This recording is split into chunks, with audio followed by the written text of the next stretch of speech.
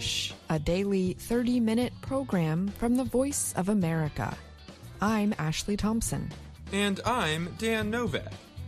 This program is designed for English learners, so we speak a little slower, and we use words and phrases especially written for people learning English.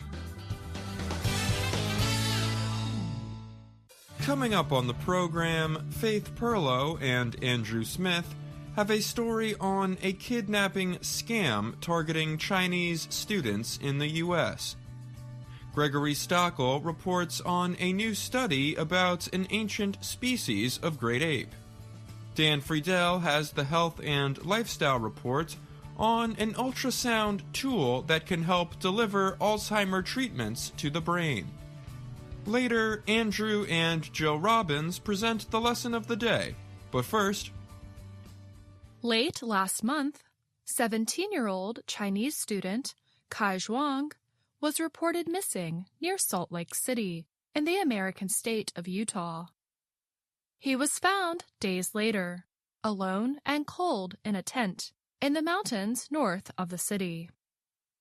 Officials say the case was part of a cyber or online plan by criminals. The criminals tried to get $80,000 in ransom money by making Zhuang's family believe he had been kidnapped. Ransom is money that is paid to release a kidnapped person. Zhuang's case is one of many in which unknown criminals target Chinese students around the world and pretend to kidnap them.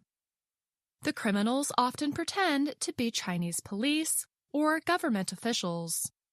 They convince the students to leave the places where they live and go stay at a hotel. Then they threaten the students' families and ask for tens of thousands of dollars for the release of their children. On January 3rd, just days after Kai Zhuang was found, the Federal Bureau of Investigation issued a warning about the fake kidnappings of Chinese people in the United States. Criminals have also attempted fake kidnappings of Chinese students in Australia, Canada, the United Kingdom, and Japan, VOA News found. It is not clear whether the criminals are working together or separately across these countries. Teresa Payton is Chief Executive Officer, or CEO, of the cybersecurity company Fortalice Solutions. She told VOA News that the complex relationship between the Chinese government and its citizens may move worldwide criminal groups to target Chinese students more than students from other countries. Other security experts say that the criminals pretend to be Chinese police or government officials for a reason. They are using the strong Chinese security system to their advantage. Chinese people are naturally afraid of the police, said Hanjiang Dudiaosang, a pharmacist based in the United States. He runs accounts on YouTube and Weibo that are popular among Chinese exchange students. Song has helped 4 Chinese students caught up in cyber kidnapping, he said. He explained to VOA News how the scam, or illegal trick, works. The criminals, pretending to be Chinese officials, first ask students if they have recently received money from their families.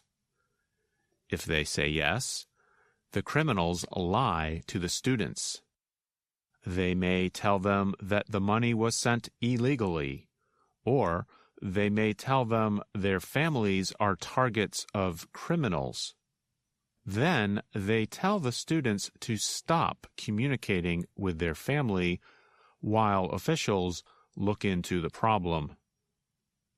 Soon, This makes the family believe their son or daughter has been kidnapped. In the cases Sung worked on, he said, the criminals forced all the students to leave where they lived and go stay at a hotel. This made their families believe the students were actually kidnapped. Song said Chinese parents may be less likely to report their cases to American police. He noted that there is distrust among Chinese people of American police. Chinese state media often show American police as violent and irresponsible, Song said. There is no clear information on the number of cyber kidnapping cases in the U.S. or around the world, cybersecurity experts told VOA. However, the number of cases appears to be growing. Improved technology, especially with artificial intelligence, AI, might make the cyber kidnappings easier for criminals, experts say. AI can create deep fakes. Deepfake audio and pictures can make it seem like victims have actually been kidnapped, said Peyton, the Fortalece Solutions CEO. Joseph Steinberg is a cybersecurity expert based in New York City. He said improvements in AI mean that criminals do not even have to speak the same language as their victims. AI is only going to get better, and that means that the attacks will only be more and more realistic, he told VOA. Last February in Canada, police said Chinese students had been tricked out of hundreds of thousands of dollars by scammers claiming to be Chinese government officials. In Japan last summer, at least 6 Chinese students were targeted in cyber kidnapping plans, local police said. The Chinese embassy in Tokyo issued a warning about the scams in August. Police in Britain issued a warning about cyber scams targeting Chinese students in September. And in October, the Australian government issued a similar warning. Cybersecurity experts recommend families set up a password to check one another's identity over the phone during these kinds of situations. The cyber kidnapping scam very much can happen to anybody, Steinberg said. And that's what people need to be aware of. I'm Faith Perlow. And I'm Andrew Smith.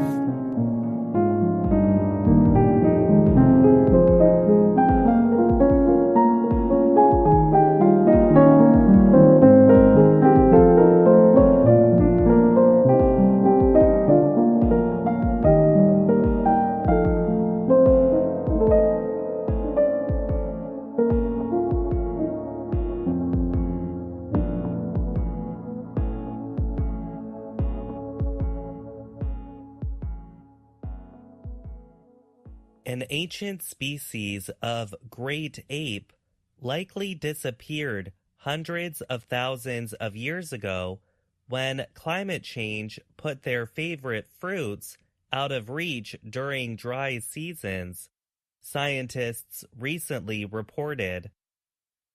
The species is known as Gigantopithecus blacki. It once lived in southern China. It stood 3 meters tall and weighed up to 295 kilograms. It represents the largest great ape known to scientists. It's just a massive animal, just really, really big, said Renaud Joannes Boyot. He is a researcher at Australia's Southern Cross University. He helped write the study, which recently appeared in the publication Nature. But its size may also have been a weakness. Joannes Boyot said, when food starts to be scarce, It's so big it can't climb trees to explore new food sources. The huge apes likely looked similar to the modern orangutan. It survived for around 2 million years in the forested land of China's Guangxi area. They ate plants that included fruits and flowers until the environment began to change. Starting about 600,000 years ago, Guangxi's forests began producing fewer fruits. The area was experiencing more periods of dry weather. Researchers examined pollen and sediment found in underground areas called caves to learn more about the changes and their effects. The giant apes did not disappear quickly, the researchers say. They likely went extinct sometime between 215,000 and 295,000 years ago. As the climate changed, smaller apes may have been able to climb trees to search for different food. But the researchers found that the giant apes ate more food that provided less nutrients. That less nutritious food included tree bark and thin grasses called reeds. When the forest changed, there was not enough food preferred by the species, said Zhang Yingqi of China's Institute of Vertebrate Paleontology and Paleoanthropology. He helped write the study. Most of what scientists know about the extinct great apes comes from studying their remains, or fossils. The fossilized bones they studied included teeth and 4 large lower jaw bones. All of the fossils were found in southern China. No complete skeletons have been found. Between around 2 million and 22 million years ago, many species of great apes lived in Africa, Europe, and Asia, fossil records show. Today, only gorillas, chimpanzees, bonobos, orangutans, and humans remain. I'm Gregory Stockel.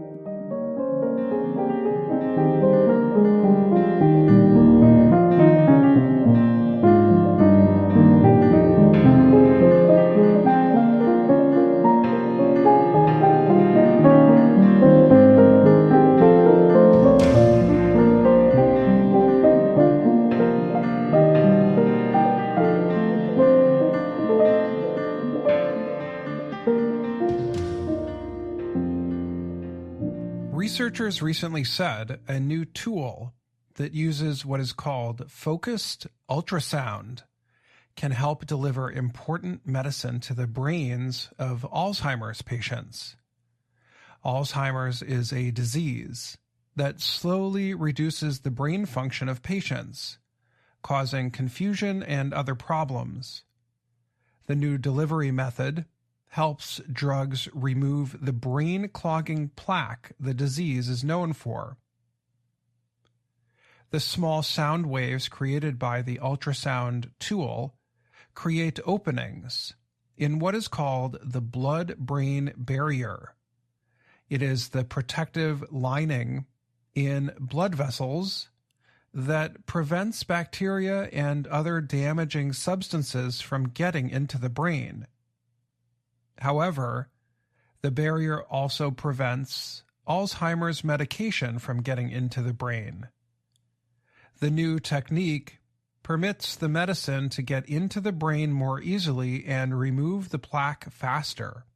So far, the tool has been used on only 3 patients. Each patient saw a faster removal of plaque than with the traditional treatment.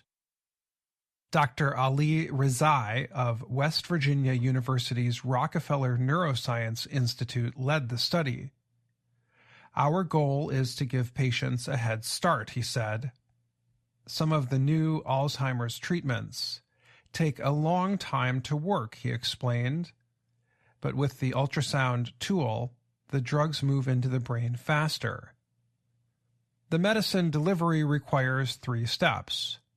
First, doctors inject tiny bubbles into the bloodstream. Then patients put on a special head covering that permits doctors to send sound waves to an exact area of the brain. The waves vibrate the bubbles, which loosen the blood-brain barrier just enough for the drug to get in.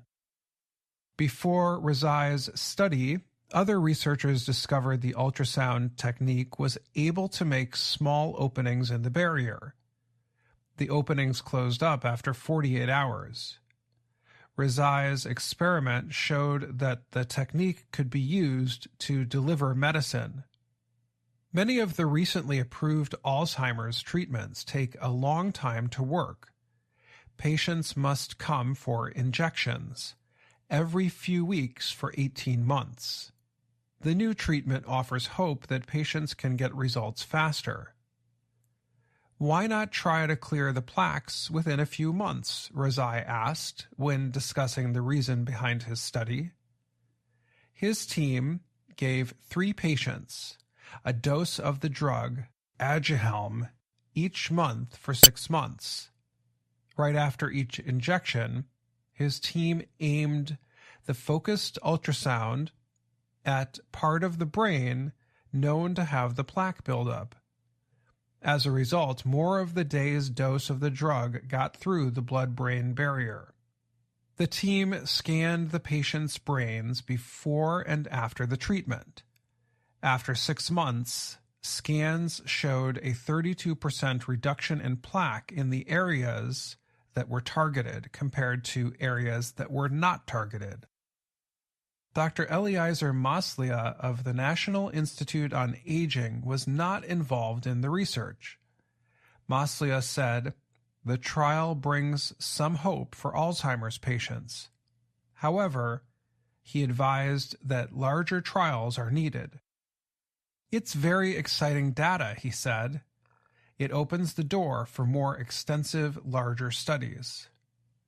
Maslia warned that one concern that must be investigated is whether the faster delivery of the drug will create side effects such as swelling and brain bleeding. Rezai said he is about to start a new study using another Alzheimer's drug called Leqembi. He added that larger studies would be needed to see if combining focused ultrasound with Alzheimer's drugs makes a real difference for patients. Other researchers may start studying whether the technique works for the treatment of other diseases that affect the brain, such as cancer.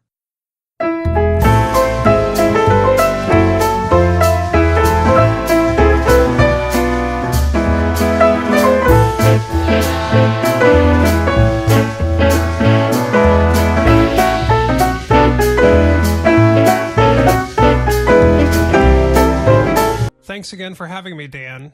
Today's story was about a doctor in West Virginia who was testing a system that may help Alzheimer's patients get better results from some new treatments. Can you explain why Alzheimer's has been so difficult to treat until now? The problem is that Alzheimer's disease affects the brain, and the human brain has a special protective membrane that keeps bad things from directly entering the brain. That's a simple way to explain it, but the basic idea is that the barrier, called the blood-brain barrier, keeps bacteria and other harmful substances from entering the brain through the blood. The problem is that the barrier also blocks helpful substances, such as drugs that can treat diseases. Thanks. So, tell us a little bit more about how this new system works and why it can make a difference in treating brain diseases. Well, Dan, the new Alzheimer's treatments approved by the U.S. Food and Drug Administration take a long time to work. And even after a year and a half, some patients do not see good results. Because of the blood-brain barrier, the drugs need to be strong and they can have negative side effects. I saw a story that said only 1% of the beneficial antibodies from the drugs are able to enter the brain in traditional treatment. So this new system works to open the barrier for a short time and permits the helpful drugs to enter the brain. This does sound like a positive step forward for Alzheimer's patients. Are there any concerns about this treatment? Yes, Dan, there are some concerns. They mostly center on the fact that the trial in West Virginia did not test many patients, only 3. So while doctors are hopeful about the way this system works, they want to continue the tests on many more people to be sure it is safe. In addition, the tests needed to show the difference between using the focused ultrasound on one part of the brain and not another part of the brain. So even the patients involved in the test did not get the full benefit of the system. Well, it sounds like there's a lot of work to do, but this is a step in the right direction. Thanks for answering my questions today, Dan. You're welcome, Dan. Happy to help.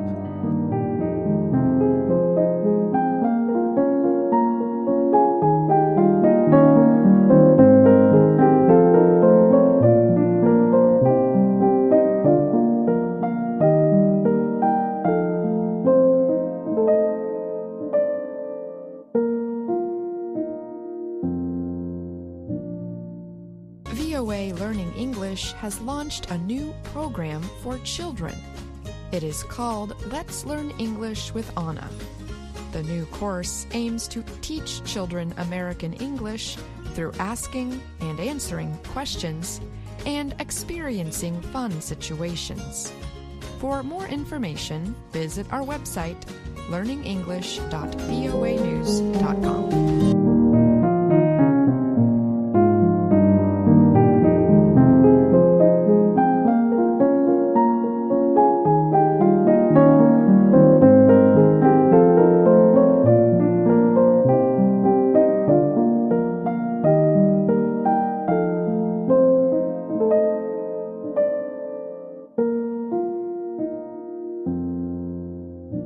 Welcome to the lesson of the day on the Learning English podcast. My name is Andrew Smith. And my name is Jill Robbins. Thanks for joining us. Today's lesson will help you learn more about the English you hear in our video series, Let's Learn English. The series shows Anna Mateo in her work and life in Washington, D.C. Here's Anna introducing herself. Hello, my name is Anna Mateo. Today's lesson talks about the verbs hope and wish. Wish and hope are similar, but we generally say the word wish when we think it is unlikely that we can or will do something. So if I say, I hope I can finish my homework by tomorrow, that means I'm not sure I can finish it, but it also means I think I might be able to finish on time. But if I say, I wish I could finish my homework by tomorrow, that means I do not think it is possible for me to finish on time. And by saying wish, I express the idea that I want a situation that is different from my real situation. Andrew, is there something you cannot do but wish you could do? That's a good question. I think I'm pretty happy with what I can do, but I wish I could speak more languages. I think I would like to speak Chinese. How about you, Jill? I wish I could go scuba diving. I have a certification, but I don't have the chance to go to a place to dive nowadays. Now, let's listen to Anna in Lesson 10 of Level 2 of Let's Learn English. She is talking on the phone with her friend Bruna. Be sure to listen for the verbs hope and wish. Hi, Anna. Hi, Bruna. What's up? I thought we could meet for lunch today. I wish I could, but I can't. I have to research Peru for a story. How's it going? Not so good. I've been reading about Peru and listening to Peruvian music. I really want to understand Peru. I hope it's enough. You should visit Peru. I wish. You can. Bruna, I don't have the money or time to go to Peru. My deadline is tomorrow. No, I don't mean to really go there. The museum where I work is having a Peruvian festival today. Anna? Anna, are you there? At that last part, Anna got so excited when she heard about the festival that she just left her office and forgot to say goodbye on the phone. Now, let's talk more about the verb wish. We wish for things we cannot do, be, or have at the present time. That's why, when Bruna asked Anna to go to lunch, Anna said, I wish I could, but I can't. I have to research Peru for a story. For things we cannot do but wish to do, we add the modal could after the word wish. Listen to these 3 examples. I wish I could speak Chinese.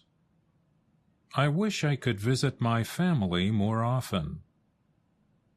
I wish I could save more money.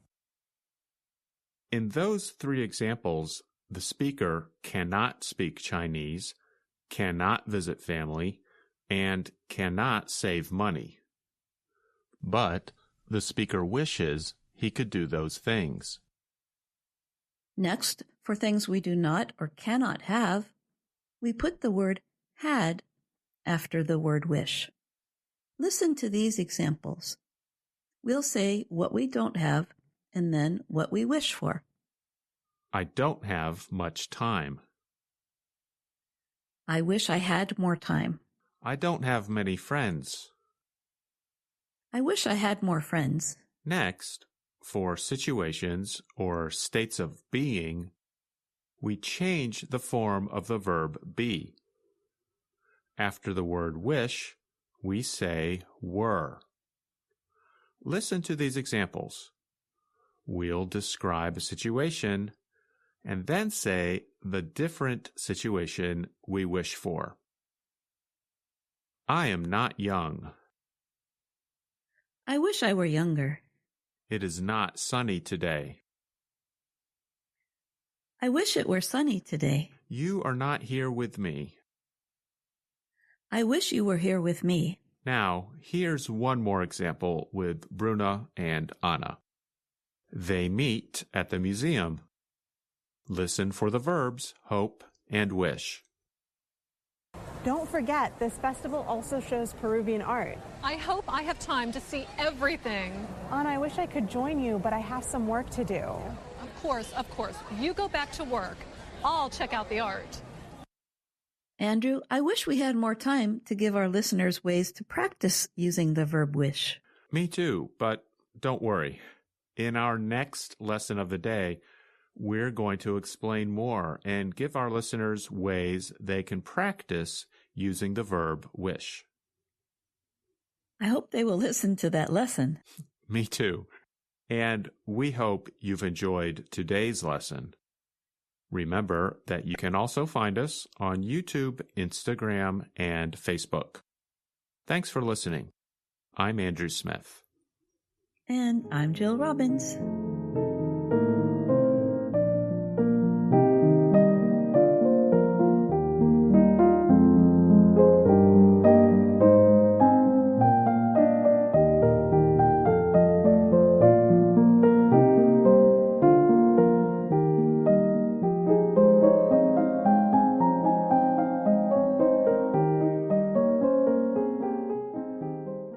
That's our program for today. Join us again tomorrow to keep learning English through stories from around the world. I'm Ashley Thompson. And I'm Dan Novak.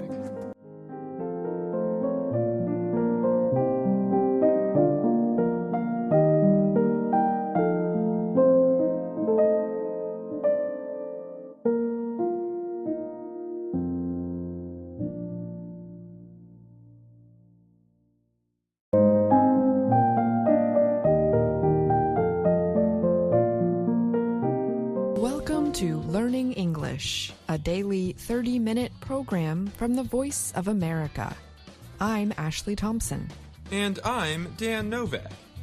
This program is designed for English learners, so we speak a little slower and we use words and phrases especially written for people learning English. Coming up on the program, Jill Robbins reports on Elton John's historic Emmy win. Gregory Stockel has a story on how Nauru has changed Taiwan's diplomatic recognition to China. I have the education report on a playground designed specifically for autistic kids, and John Russell presents the lesson of the day.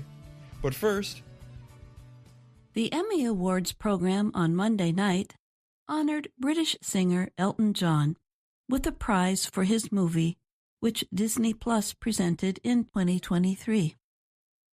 With the win, John completed the career accomplishment known as an EGOT. The letters stand for Emmy, Grammy, Oscar, and Tony. Those are the 4 major awards in the United States for the performing arts. John said he was incredibly humbled after learning about the award. John became the 19th EGOT winner. Others include Viola Davis, Whoopi Goldberg, Jennifer Hudson, and John Legend. The film covered his farewell performance at the home of the Los Angeles Dodgers baseball team, Dodger Stadium, in late 2022. It was the last show of his farewell Yellow Brick Road traveling show or tour, which started in 2018 and continued through 2022, after delays due to the COVID-19 pandemic. The recording of his concert won in the category called Variety Special Live. The other nominees included the halftime show from the 57th Super Bowl, the 75th Tony Awards, a performance by comedian Chris Rock, and the 95th Academy Awards, or Oscars. David Furnish, John's partner, helped produce the 3-hour concert film.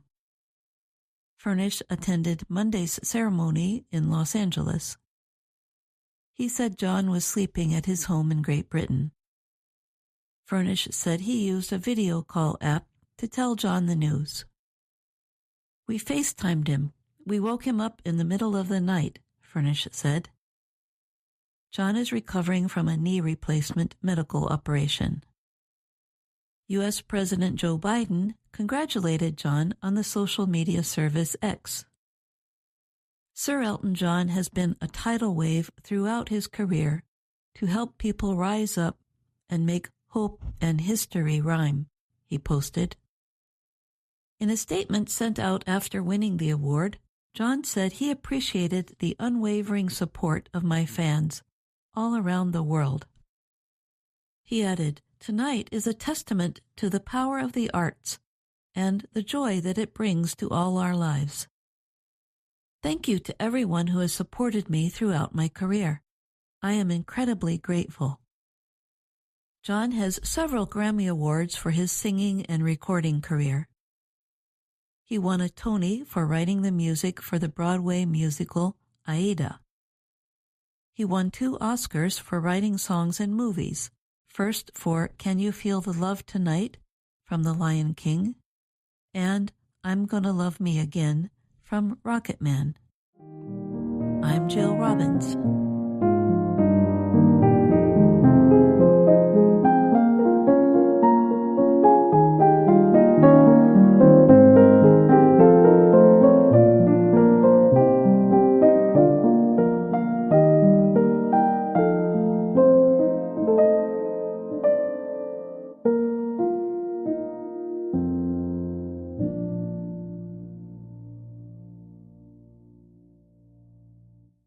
The Pacific Island nation of Nauru says it is changing its diplomatic recognition from Taiwan to China.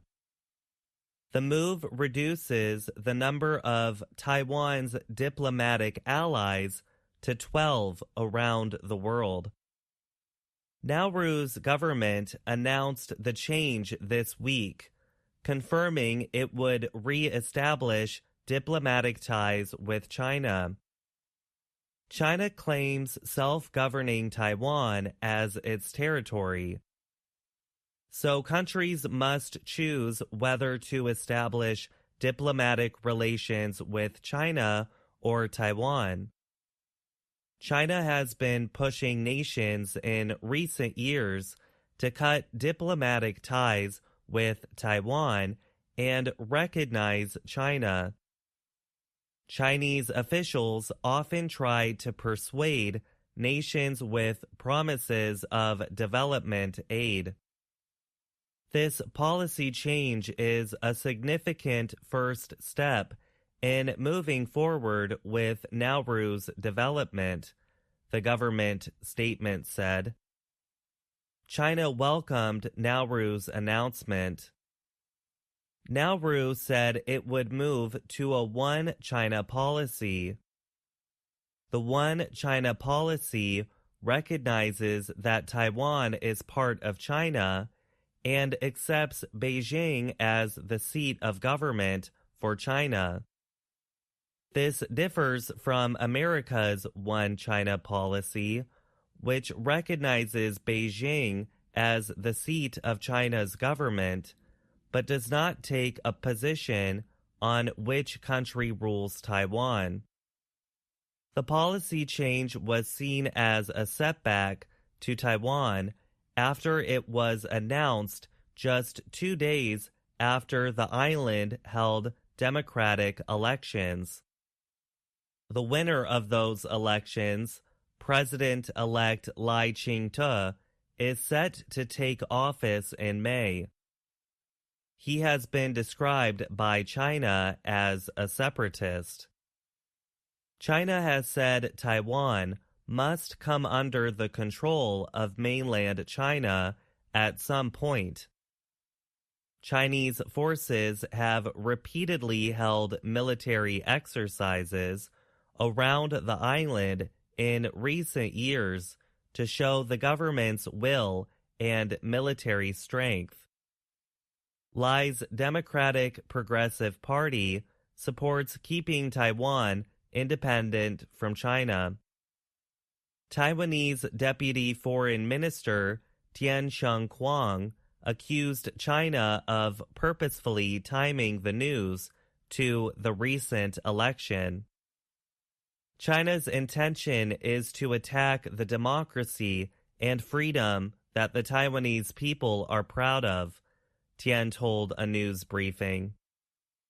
2 retired U.S. officials praised Taiwan's democratic process in recent meetings with President Tsai Ing-wen and other leaders.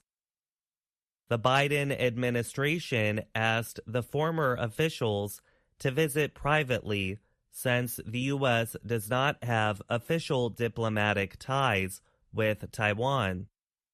Taiwan now has official diplomatic ties with 11 countries and the Vatican, the seat of the Catholic Church. 7 of the nations are in Latin America and the Caribbean, 3 are in the Pacific Islands, and 1 is in Africa. I'm Gregory Stockel.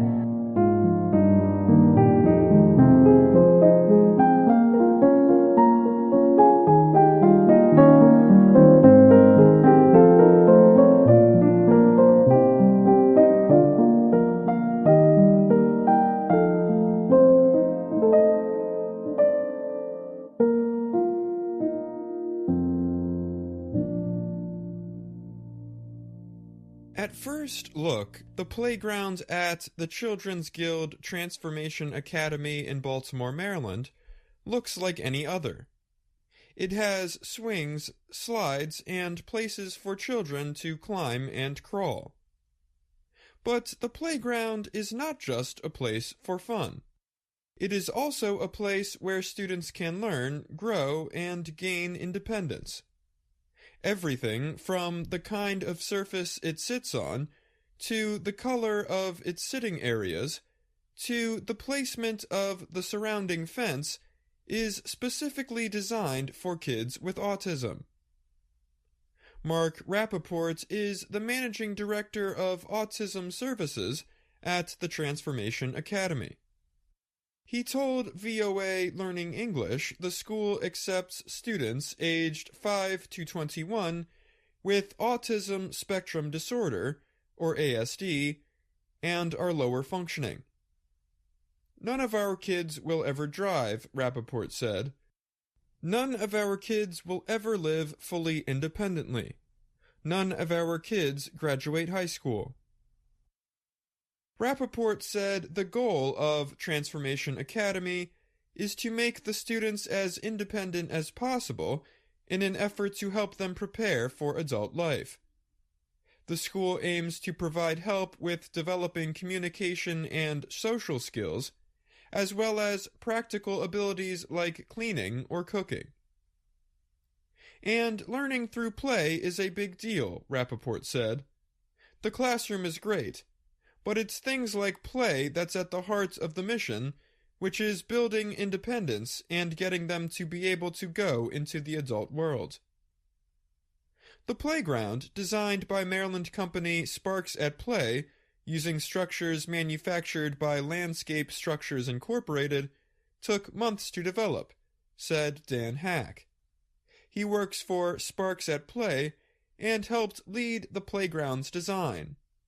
Hack said he and others spent weeks getting to know the students and understanding their needs before any building was started. The design process involved physical therapists, occupational therapists, and other specialists. The $500,000 project was funded with support from the state of Maryland and the nonprofit Orikawa Foundation. Parts of the playground that seem small are very important for children with autism and other disabilities. The surrounding fence extends into a wooded area to make it seem more open. And the ground under the play areas is made of soft but solid materials to support students using wheelchairs or crutches. Instead of just one slide, there are two sitting side by side. That way, parents or teachers with older, larger students can go down the slide together with the kids. A spinning structure called the We Go Round has a place for kids with wheelchairs so they can also have fun. The playground's designers say a number of sensory elements are also included to help the students. Children with autism often have sensory processing disorder, which makes them very sensitive to certain sounds or textures. The benches on the outside of the playground look simple from far away, but are one of our most inclusive sensory elements, Hack said. They have many different colors that bring about feelings of calm and curiosity. They are also made with smooth material that can be felt and moved. The Academy's Rappaport said if a child starts to feel uneasy, they can sit down and feel the bench, which can help them relax. There are also musical bells and large xylophones that produce calming sounds. An enclosed structure provides a place of peace and quiet if a student needs a break from play. One of the most important designs, says Rappaport, is a tower that can spray water on multiple children. This can be an important way for older children with autism to get over their fears of water, which for them can be overstimulating. Imagine you have a child that won't take a shower, Rappaport said. Now we can have kids go outside and they're standing under a sprayer and they're loving it. Why? Because they're watching other kids do it. Like the shower, much of the equipment is designed to persuade students to interact with each other even though they might usually like playing alone. A swing set is designed to permit two kids to swing at the same time, for example. Celia Gallion's daughter, Deborah, is a 14-year-old who attends Transformation Academy. Deborah has a condition called tuberous sclerosis, which causes seizures, and which brought on her autism at a young age. Deborah is a very sweet child, Gallion said. She likes playing. She loves hugs. She's very affectionate, and she likes to be loud. And so being outside is great. Gallion said it has been 4 or 5 years since she has taken her daughter to a playground. She had resisted taking Deborah because other kids could be mean, and she felt like many playgrounds were not safe. But Gallion said the new playground at Transformation Academy permits children to feel like they have a little bit of freedom. They can play without having to necessarily have somebody standing right over them to make sure that they're safe. It's really, really great for them. Rappaport said the school plans to open up the playground for everyone in the autism community, even if they do not attend Transformation Academy. Sparks at Play's Hack said he thinks the playground can help autistic children of all ages develop their independence as they move into adulthood. Being able to learn how to collaborate and work with other people and use your imagination and try things that you wouldn't have tried otherwise shapes you into a much more confident and well-abled adult, Hack said. I'm Dan Novak.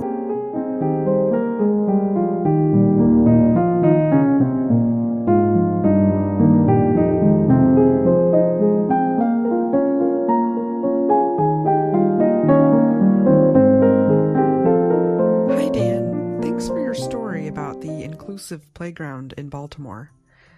I had a couple more questions for you about the story. Can you tell us a little bit more about the Transformation Academy and the students it serves? Thanks for having me, Ashley. So, autism is a spectrum, meaning that people with autism have a very wide range of ability and function.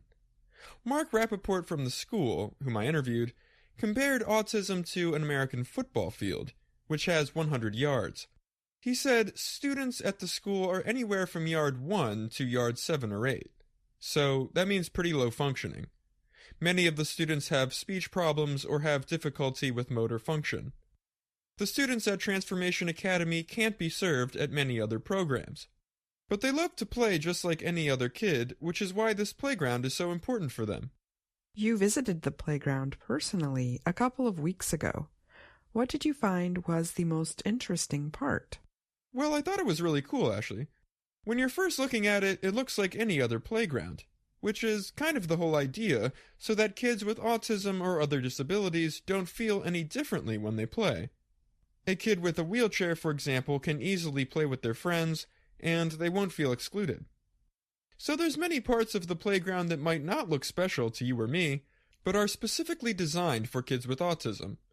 Things like certain textures or musical instruments or other sensory elements are important for those with ASD.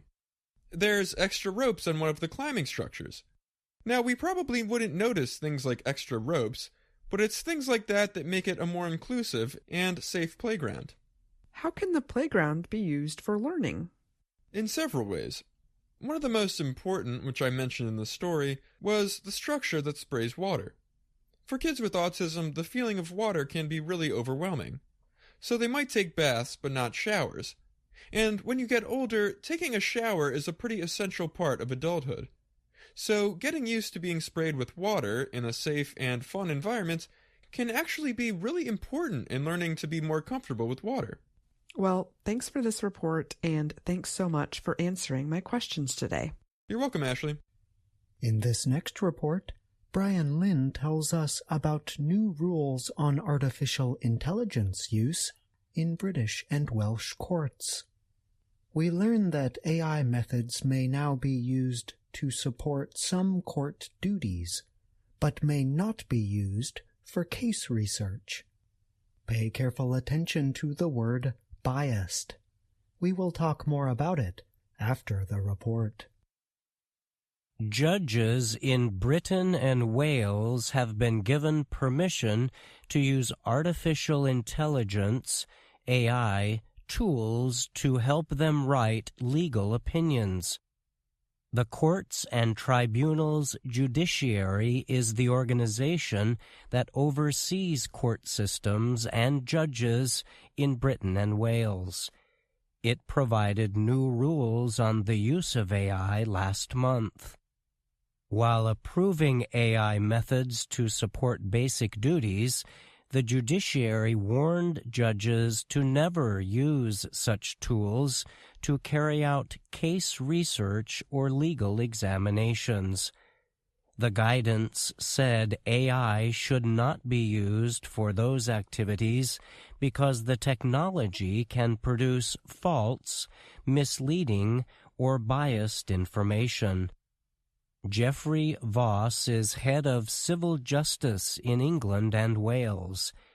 He told the Associated Press the new rules aim to permit the careful use of AI to help judges with parts of their jobs. Voss added, however, that judges must ensure that they protect confidence and take full personal responsibility for everything they produce. Voss told Reuters that judges are already well equipped to differentiate between real arguments and those prepared by AI when considering evidence. Judges are trained to decide what is true and what is false, and they are going to have to do that in the modern world of AI just as much as they had to do that before, he said. Voss said he even thinks the technology might be used in the future to help resolve low-level legal disputes. He noted this could one day help reduce the large number of unresolved cases in the justice system. I rule nothing out as to what may be possible. But Voss said he does not feel that people and businesses currently have the confidence to trust AI to independently resolve legal issues. Ryan Abbott is a law professor at Britain's University of Surrey and wrote the book The Reasonable Robot: Artificial Intelligence and the Law. He told the AP there is currently a lot of debate over how AI should be legally restricted. Abbott added that many people in the legal field are concerned about possible misuses of AI by lawyers and judges. So I do think AI may be slower disrupting judicial activity than it is in other areas, he added. Court officials in some places issued rules years ago. In 2019, the European Commission body in charge of court systems issued ethical guidelines on the use of AI in courts. While the document is not current with the latest technology, it does offer guidance on accountability and ways to reduce risks linked to AI tools. In the United States, the federal court system has not established any official guidance on the use of AI. But U.S. Supreme Court Chief Justice John Roberts did recently speak about pros and cons of the technology during a report on the High Court's activities during 2023. But individual courts and judges at both the federal and local levels have likely been setting their own rules, said Kerry Coglianese. He is a law professor at the University of Pennsylvania. Coglianese told the AP the rules approved by Britain's judiciary represent the first published set of AI-related guidelines in the English language. But he said he suspects many judges have already warned employees about the dangers of AI producing false information and possibly violating the privacy of individuals. The new British guidance states that judges and court workers who have heavy job loads and write long decisions can effectively use AI as a valuable tool. This is especially true for judges and workers required to write background material or create briefs of existing information. In addition to using the technology for emails or presentations, judges were told they could also use it to quickly find material they already know well. But the guidelines warn that AI tools should not be used to find new information that cannot be independently confirmed. The judiciary's guidance also said the technology should not be used to provide detailed analysis or reasoning. I'm Brian Lynn. Before the report, we asked you to pay careful attention to the word biased. Can you remember when you heard it? You heard the term used to describe the risks of AI use. These risks were noted by the courts and tribunals' judiciary. Let's listen again. The guidance said AI should not be used for those activities because the technology can produce false, misleading, or biased information. Biased is an adjective. We spell it like this: B-I-A-S-E-D. Biased describes an unfair representation. So if we say that information is biased, we mean that there is something unfair about it. The information favors someone or something. An exploration of the history of biased can help us understand the word on a deeper level. Biased likely comes from the verb bias. The online etymology dictionary tells us that in the 1520s, bias meant an oblique or diagonal line. At the time, there was a game called bowls. The game bowls involved balls. Bias was a special word used to talk about balls made with a greater weight on one side. The balls that had greater weight on one side moved obliquely, meaning not in a straight line. As a result, the dictionary tells us, we arrived at a figurative use of the word, a one-sided tendency of the mind. Later, the term came to mean prejudice in the law. So, let's take a moment to imagine a ball being rolled on the ground. The ball has greater weight on one side, meaning it moves or curves off of a straight path. Now think back to the word biased. It suggests that greater weight is given to certain kinds of information. Biased information does not give equal weight to all points of view or possibilities. We use the adjective biased in many situations, but legal cases and news stories are two important areas where the term comes up repeatedly. And that's the lesson of the day. I'm John Russell. And that's our program for today. Join us again tomorrow to keep learning English through stories from around the world. I'm Ashley Thompson. And I'm Dan Novak.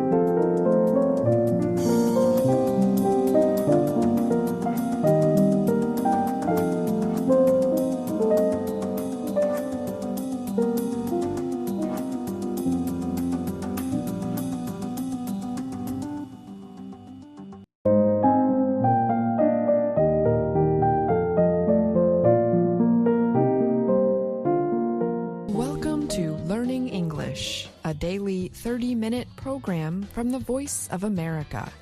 I'm Ashley Thompson. And I'm Dan Novak.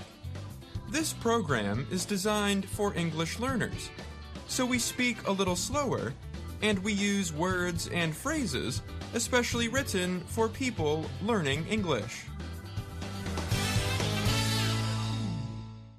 Coming up on the program, Ashley and John Russell report on a new study that found small plastic pieces in drinking water. Gregory Stockel has a story on high inflation in Argentina, and Brian Lynn has the technology report on hypersonic weapons. Later, Andrew Smith and Jill Robbins present the lesson of the day. But first, the average liter of bottled water has nearly 250,000 invisible pieces of very small plastic, known as nanoplastics, a recent study says. Researchers found the nanoplastics with a microscope using dual lasers. Scientists long figured there were lots of these very small plastic pieces. But until researchers at Columbia and Rutgers universities did their calculations, they never knew how many or what kind. Looking at 5 samples each of 3 common bottled water brands, researchers found particle levels ranged from 110,000 to 400,000 per liter. The average was around 240,000, the study said. The research appeared recently in the publication Proceedings of the National Academy of Sciences. Nanoparticles are particles that are less than a micron in size. In comparison, a human hair is about 83 microns wide. Previous studies have looked at slightly bigger microplastics that range from 5 millimeters, which could be seen by human eyes, to 1 micron. About 10 to 100 times more nanoplastics than microplastics were discovered in bottled water, the study found. Much of the plastic seems to be coming from the bottle and the filtration system to clean the water itself, said the study's lead writer, Naixin Xian of Columbia University. She would not name the 3 brands because researchers want more samples and they want to study more brands. Still, she said they were common and bought at a Walmart, a popular store in the U.S. Researchers still cannot answer the big question: are those nanoplastic pieces harmful to health? That's currently under review. We don't know if it's dangerous or how dangerous, said study co-writer Phoebe Stapleton of Rutgers University.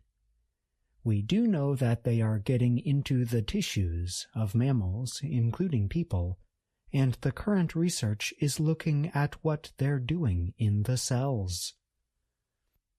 The International Bottled Water Association said in a statement, there currently is both a lack of standardized measuring methods and no scientific agreement on the possible health effects of nano and microplastic particles.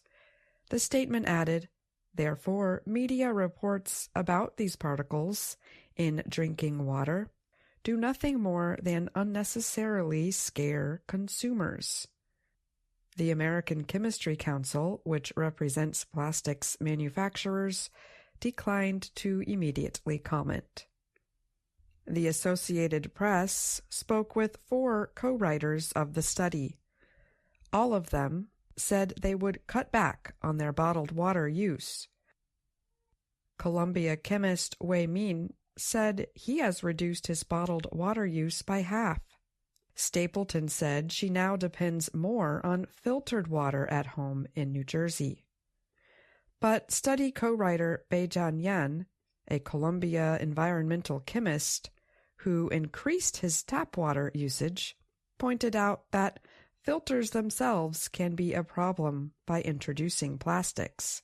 There's just no win, Stapleton said. Outside experts who praised the study agreed that there is a general unease about the risks of fine plastic particles. Still, it is too early to say anything certain about the risks. The danger of the plastics themselves is still an unanswered question. For me, the additives are the most concerning, said Jason Somarelli of Duke University in North Carolina. Somarelli was not part of the research. Somarelli said his own research has found more than 100 known cancer-causing chemicals in these plastics. About 15 years ago, Min invented dual laser microscope technology that identifies specific compounds by their chemical properties and how they respond when exposed to lasers. Yan and Xian talked to him about using that technique to find and identify plastics that had been too small for researchers using established methods. Cara Lavender of Law of the Sea Education Association said the work can be an important advance in the detection of nanoplastics, but she said she'd like to see other chemists use the technique and get the same results. Yan said he is starting to study water supplies in the U.S. cities of Boston, St. Louis, Los Angeles, and elsewhere to see how much plastics are in their tap water. Previous studies looking for microplastics and some early tests suggest there may be less nanoplastic in tap water than in bottled water. I'm John Russell. And I'm Ashley Thompson.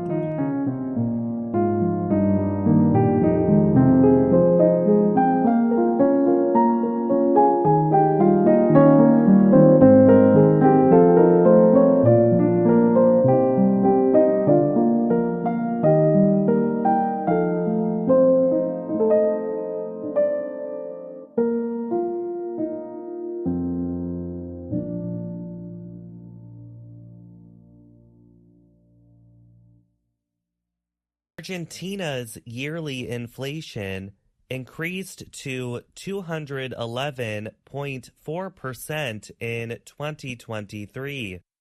Numbers released recently by the government show it is the highest rate in 32 years. The data from the National Institute of Statistics and Censuses, called INDEC, shows the effects of strong and difficult economic measures. They include a 50% devaluation of the country's money by President Javier Milei in hopes of bringing the country's high inflation under control. The yearly inflation number was much higher than the 95% number in 2022. For December, the monthly inflation rate was at 25.5%, up from 12.8% in November. But it is under the 30% the government had predicted. Milei said before the numbers were released that if the monthly inflation rate came in below the prediction, that would be a success. If the number is closer to 25%, it means that the success was tremendous, Milei said. In his inauguration speech, Milei announced a painful plan meant to avoid extremely high inflation. He warned that the measures would at first have harmful effects on the level of activity, employment, real wages, and the number of poor and indigent people. It is estimated that around 40% of the country's population lives in poverty. Food and non-alcoholic drinks which have the largest effect on the yearly inflation rate, saw an average increase of 29.7% in December, INDEC found.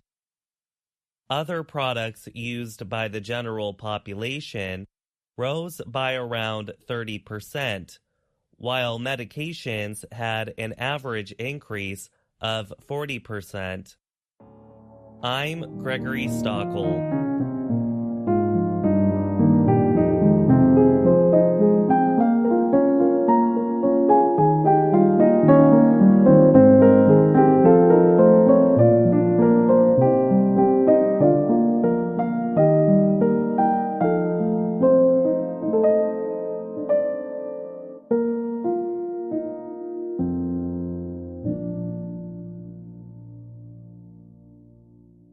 North Korea announced earlier this week it had carried out a test of a hypersonic weapon attached to a missile. It was not the first time the country has claimed to carry out such a test. North Korean officials announced the first one in 2021. Several other nations have confirmed they are also developing and testing hypersonic weapons. What are these weapons, and which countries have them? A hypersonic weapon is designed to fly at super-fast speeds equal to at least 5 times the speed of sound, known as Mach 5. This is about 6,200 kilometers per hour. These weapons are similar to ballistic missiles, which can also reach hypersonic speeds. But the difference with hypersonic weapons is that they are highly maneuverable. This means they are easy to direct and control in flight. Ballistic missiles generally have set paths with very little maneuverability. Since the path or trajectory of hypersonic weapons can be changed, they are harder to identify. This means they are difficult to destroy with existing missile defense systems.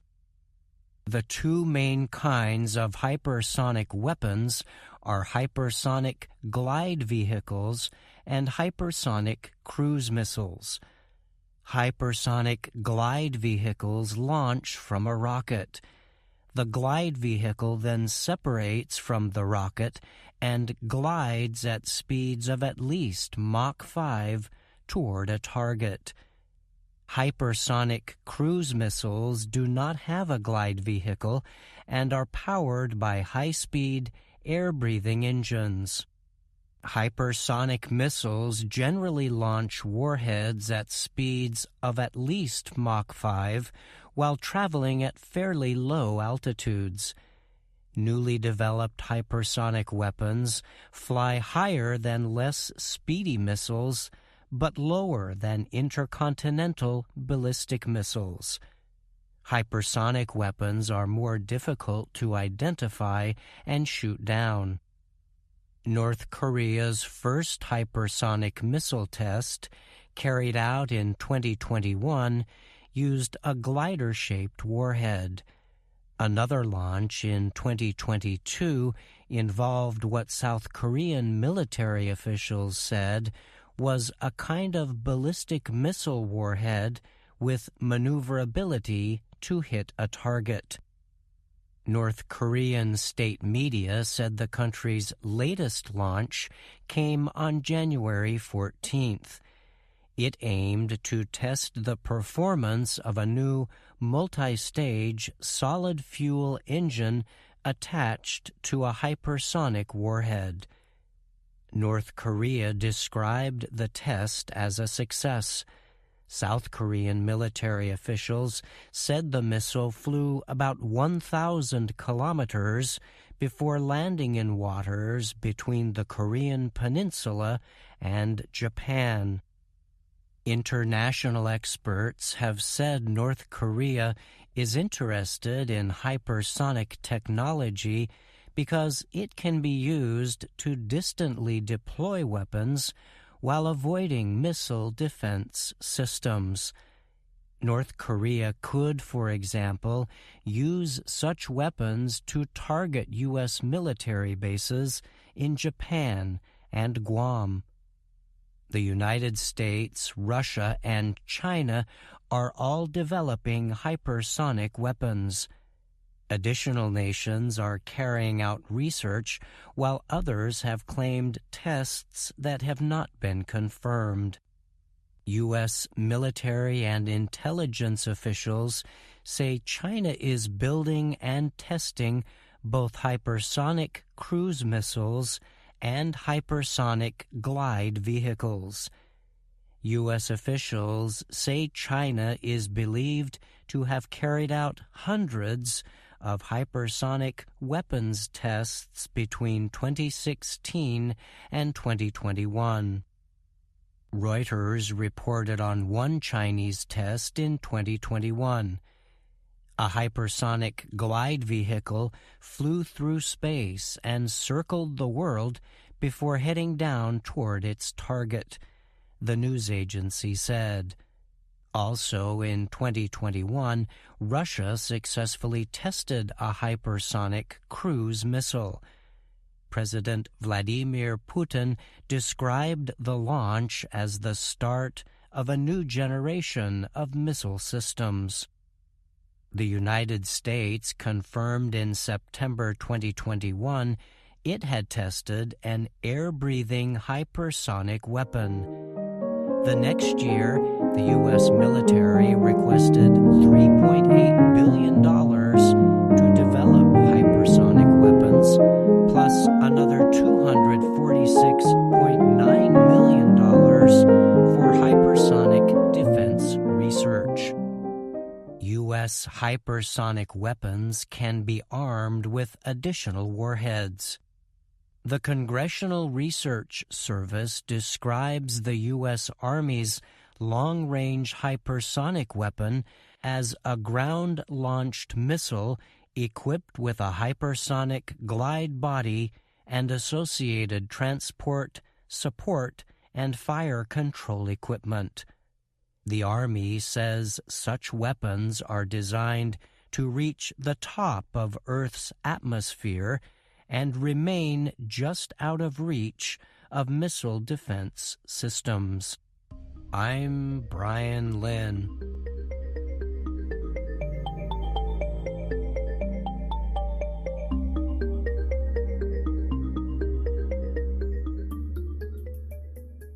Brian Lynn is here now to talk more about his technology report. Thanks for being here, Brian. Sure, Dan. Thank you for having me. This week, your report took a closer look at hypersonic weapons. You explored what they are and which countries are currently developing the technology. What are some of the main concerns being expressed about these kinds of weapons becoming more and more common around the world? So it was explained in the report that one big advantage of using hypersonic weapons is not just their speed. Something that makes them truly unusual is their ability to be maneuvered in flight to quickly change directions. So as many experts have pointed out, because of this unpredictability, hypersonic weapons can often escape identification by missile defense systems. Is this situation expected to change so that existing defense systems will be able to detect hypersonic weapons? Yes, so as mentioned, hypersonic weapons can essentially trick existing missile defense methods by quickly changing course in flight, and this can make it difficult for those systems to find, lock onto, and then destroy the weapons. But some experts of the technology have said this could change in the future. It would take new detection methods, though. So some existing ground-based radar systems can, for example, detect hypersonic weapons. But these systems are not yet equipped to give advance warning of a missile attack, so that would have to be changed. Great. Thanks again for being here, Brian. You're welcome. Thank you, Dan.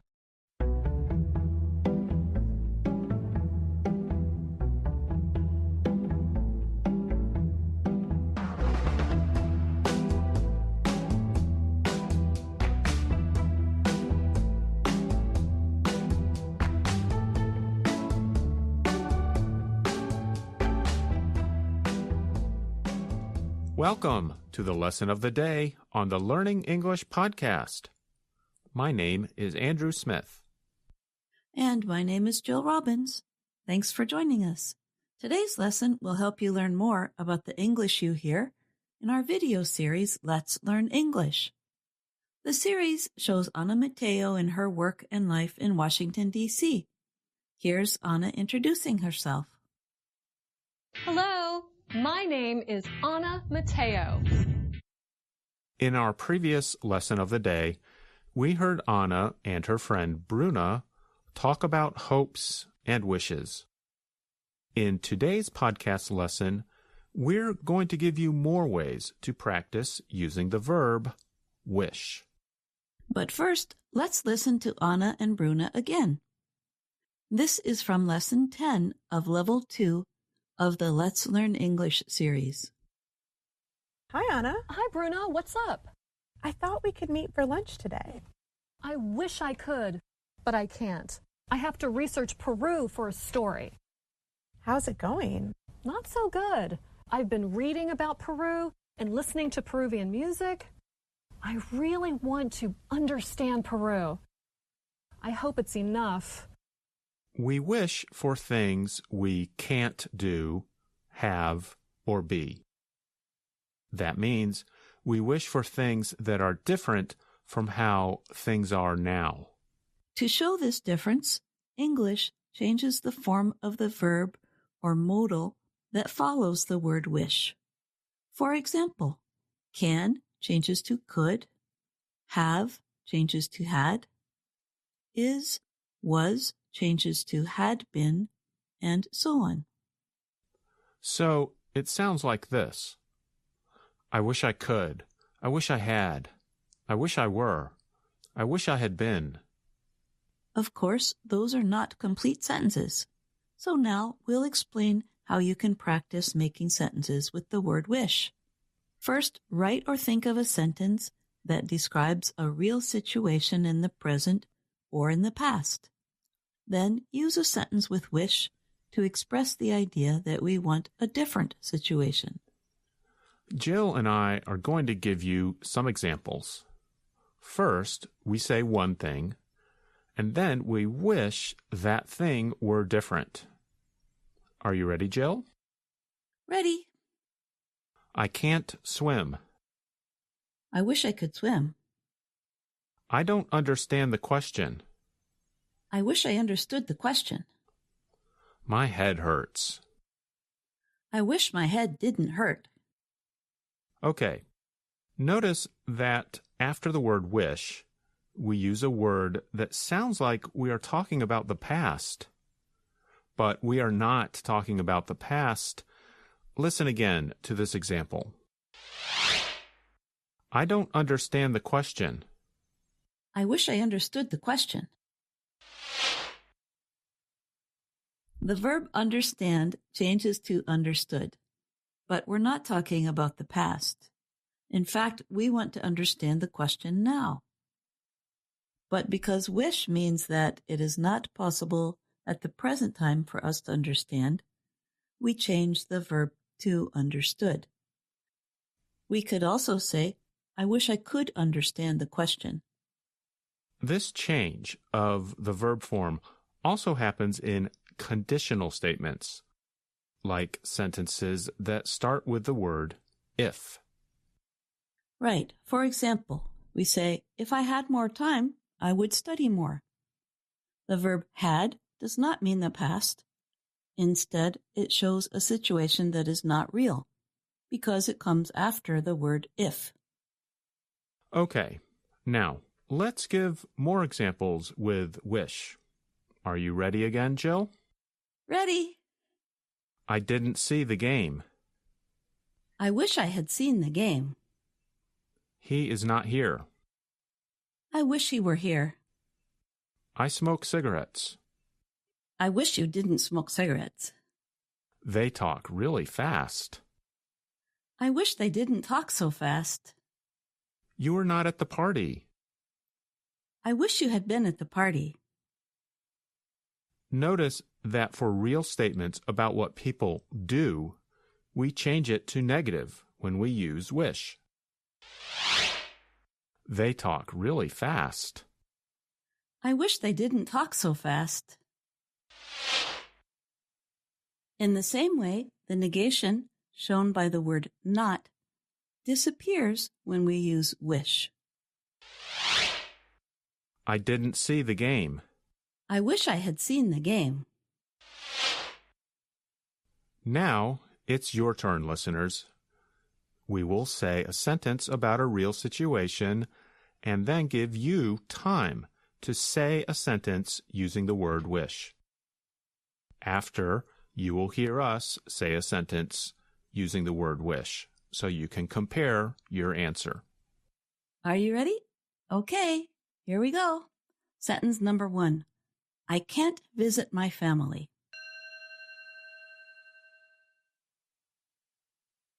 I wish I could visit my family. Sentence number 2. I don't have a car.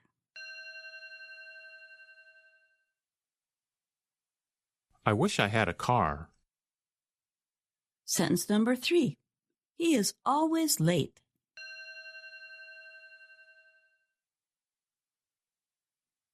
I wish he weren't always late.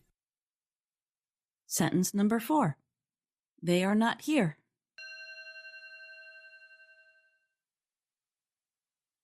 I wish they were here. Sentence number 5. I didn't go to the beach.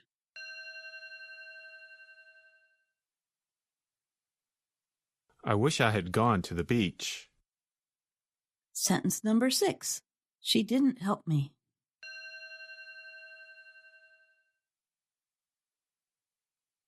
I wish she had helped me. Sentence number 7. She never talks to me.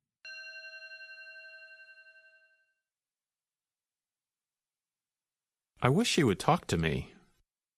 Sentence number 8. I don't know how to swim.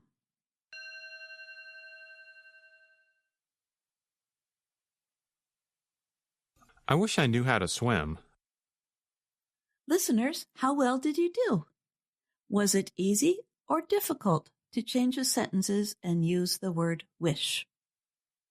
There are a lot of forms to learn, so don't worry if you could not change all the sentences.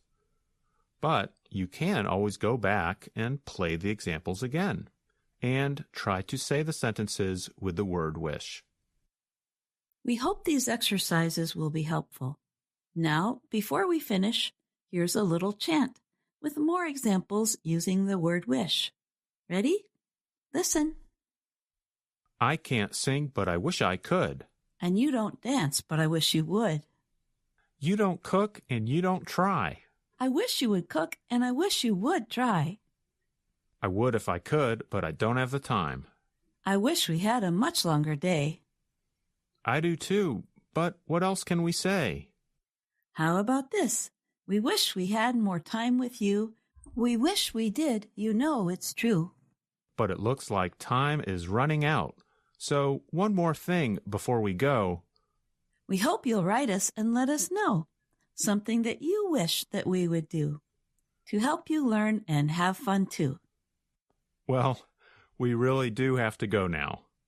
Write to us and tell us your wishes at learningenglish@voanews.com.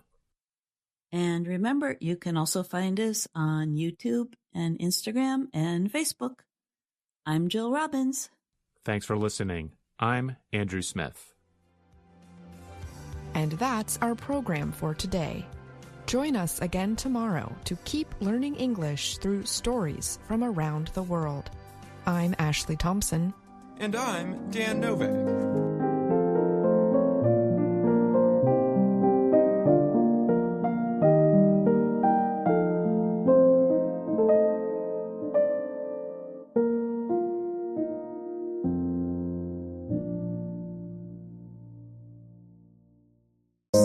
VOA1, the hits.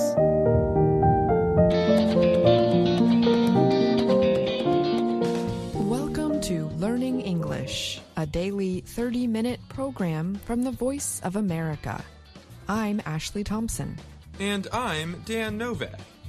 This program is designed for English learners, so we speak a little slower, and we use words and phrases especially written for people learning English. On today's program, Dan Friedel reports on much of the world's record heat. Gina Bennett has a story on Guinness's investigation into its world's oldest dog record. Gregory Stockel reports on business leaders that fear their companies will not survive the next 10 years. Mario Ritter Jr. has a story on new research that shows why some people are more at risk of multiple sclerosis. Later, Faith Perlow brings us the everyday grammar lesson on mental health. But first, many parts of the world have experienced record-high temperatures in recent days, but much of the United States is dealing with extremely cold weather thanks to what is known as a polar vortex.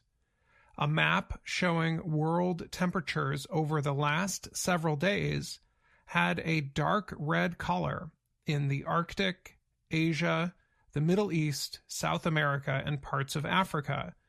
The dark red means the temperatures are 7 degrees Celsius warmer than the average from just over 20 years ago. The United States is one of the only places on the map that is dark blue, meaning very cold. In the state of North Dakota, wind chills reached minus 56 degrees Celsius. Last week, in the state of Missouri, a professional American football game took place as temperatures dropped to minus 20 degrees Celsius. On the other side of the world's top tennis players are playing in unusually warm weather in Melbourne, Australia. The Australian Open is taking place as the city records temperatures nearly 7 degrees warmer than average. The African nation of Oman is in the northern hemisphere where it is winter. It recently set a record for the warmest January night at 26.4 Celsius. Parts of the southern hemisphere are experiencing warmer than usual weather too. Argentina set a record for warmest January night at 27.3 degrees Celsius. Climate scientists say these extreme temperatures are due to warming in the Arctic. They say warming temperatures in the Arctic affect the weather all around the world. The pattern, called a polar vortex, is not unusual in the Arctic. However, experts say as temperatures in the north warm, the polar vortex widens and affects Canada and the United States. Jennifer Francis is with the Woodwell Research Center in Massachusetts. She is a leading researcher in the theory of Arctic amplification, which links the periods of cold weather to climate change.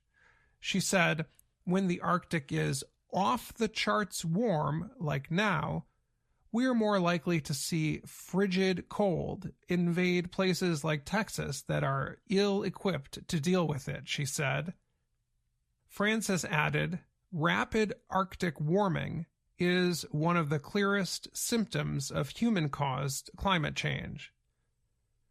Judah Cohen works for Atmospheric Environmental Research, a commercial weather company near Boston, Massachusetts.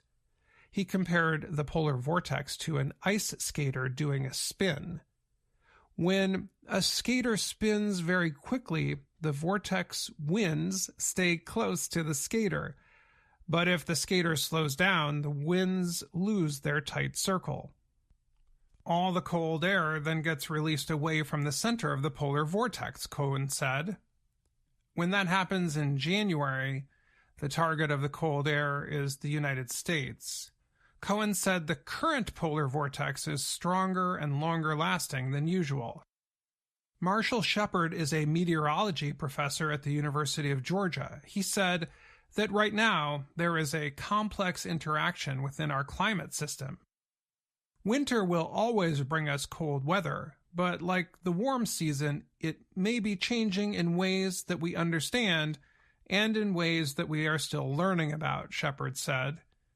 The weather experts said the extreme cold in the U.S. will change to unusually warm weather in several days, but another polar vortex is expected to hit at the end of January.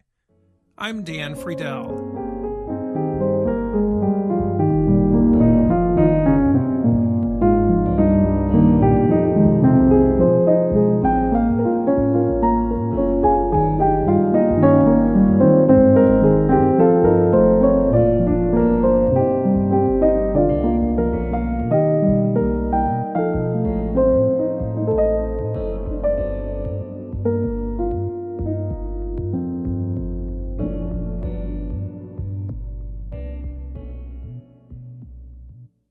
Guinness World Records said on Tuesday that it has suspended and was re-examining its world's oldest dog record.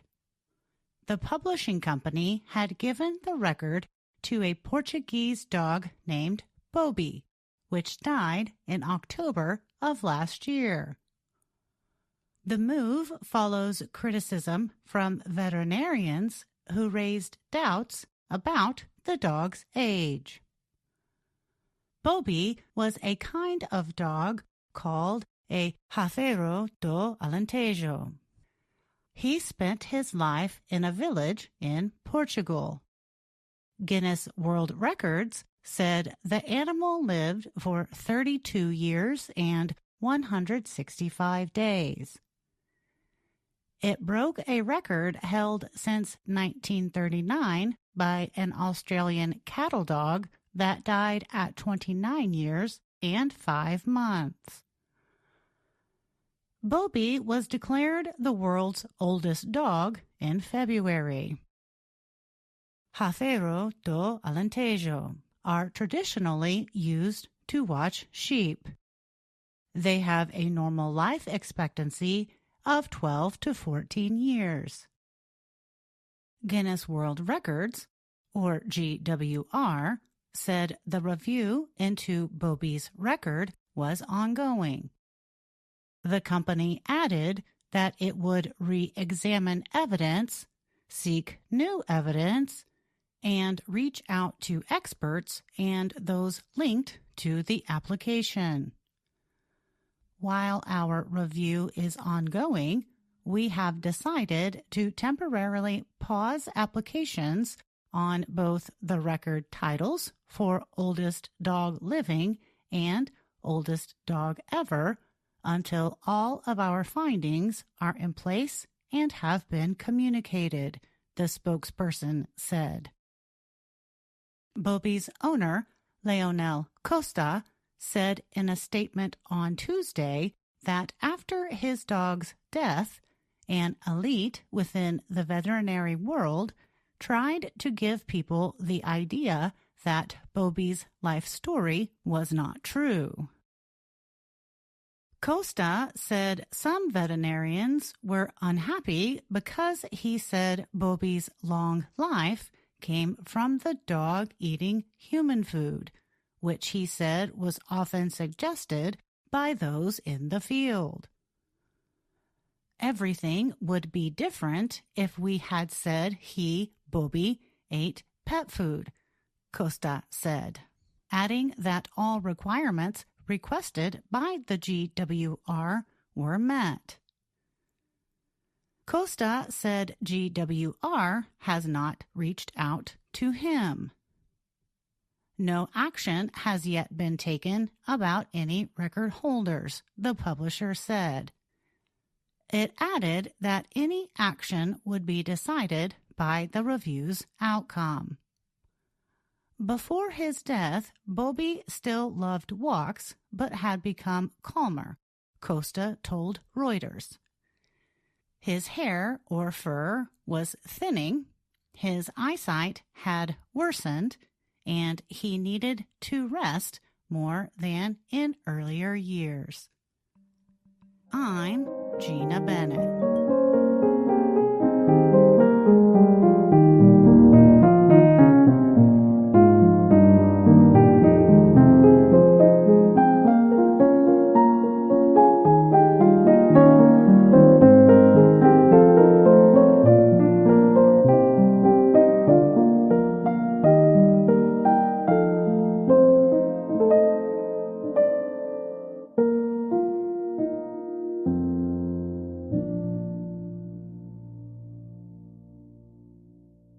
A growing number of business leaders say they fear their companies will not survive the next 10 years because of pressure from climate change and new technology. That information comes from a new opinion by the consulting company PwC. PwC questioned over 4,700 chief executive officers, or CEOs, from 105 countries and territories. It released the survey results on January 15th. The survey's release came as business leaders, political leaders, and activists gathered for the World Economic Forum's yearly meeting in Davos, Switzerland. 38% of the CEOs said they were optimistic about the strength of the worldwide economy. That is up from 18% last year, when the world was dealing with high inflation, rising interest rates, and more. Even with more positive opinions on the economy, the CEOs say they are increasingly worried about their company's ability to deal with major future changes. The survey found 45% of the CEOs had concerns that their businesses would not survive the next 10 years. The business leaders say they are trying to make changes, but they must deal with difficult government rules, a lack of skills among workers, and more. Artificial intelligence, the survey found, is seen as a way to make business operations faster. But AI is also seen as a weakness.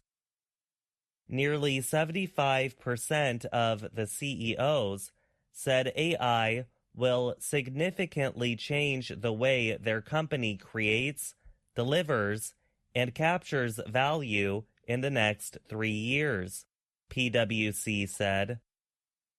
More than half the CEOs said AI will make their products or services better, but 69% noted that their workers needed training to gain skills to use the developing technology. The CEOs also said they were concerned about how AI would increase online security risks and misinformation. Organizers of the Davos meeting warned last week that the threat created by AI-powered misinformation is the world's greatest short-term threat. The PwC survey shows that climate change is both an opportunity and a risk. Nearly 33% of the CEOs said climate change is expected to change how they do things over the next 3 years. More than 75% of the executives said they have begun or completed changes to increase energy efficiency. But only 45% noted that they have made progress on taking climate risks into consideration in financial planning. I'm Gregory Stockel.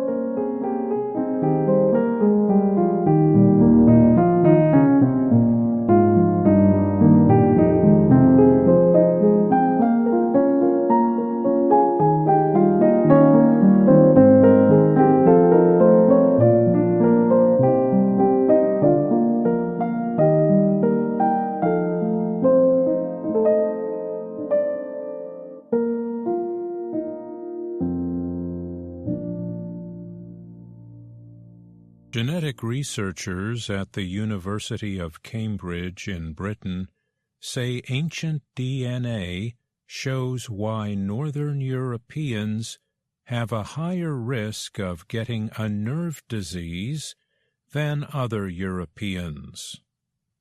The disease is called multiple sclerosis, or MS. The researchers said the risk lies in genes from horse-riding cattle herders who entered northern Europe about 5,000 years ago. The findings come from a huge project to compare modern DNA with ancient genetic material taken from human remains, including teeth and bones. A study released last year said it identified the earliest evidence of horse riding in people called the Yamnaya. The scientists say they lived 4,500 to 5,000 years ago during the Bronze Age period of human history. The Yamnaya moved from the grasslands of what is now Ukraine and Russia into northwestern Europe. However, the researchers say those people carried gene versions that today are known to increase a person's risk of multiple sclerosis. The researchers added that they believe the same genes protected those herders from infections from their cattle and sheep. The research was published in Nature, a scientific publication. William Berry is a genetic researcher at Cambridge. He helped write the study. He said everyone involved was surprised. These variants were giving these people an advantage of some kind, he said. The finding was made possible by a gene bank with thousands of examples of early humans in Europe and Western Asia. That project is led by Eske Willerslev of Cambridge and the University of Copenhagen in Denmark. While MS can strike any population, it is most common among white descendants of Northern Europeans.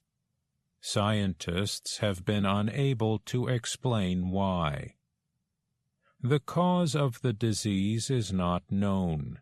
However, one theory is that infections could cause it in people who have certain genetic qualities. Scientists say they have found 230 genetic variants that might increase the risk of MS. The researchers studied DNA from about 1,600 ancient Eurasians. They used the information to develop a map of population movements in Northern Europe. They said farmers from the Middle East began pushing out hunter-gatherers about 5,000 years ago. Then the Yamnaya moved in. They traveled with horses and wagons and herded cattle and sheep. The research team compared the ancient DNA to the genetic information of 400,000 modern-day people stored in UK Biobank in Britain. They wanted to see if MS-linked genetic variations persisted in the north. That is the part of Europe where the Yamnaya moved, rather than southern Europe. In what is now Denmark, the Yamnaya replaced ancient farmers making them the closest ancestors of modern Danes, Willerslev said. Rates of MS are especially high in the northern part of Europe known as Scandinavia. The findings raise additional questions and suggest a need for more research. One of the writers of the study, Astrid Iversen of Oxford University, questioned why a gene variant that seems to have strengthened immunity later plays a part in causing what is believed to be an autoimmune disease. Differences in how modern humans are exposed to animal germs might push the immune system out of balance, she said. I'm Mario Ritter, Jr.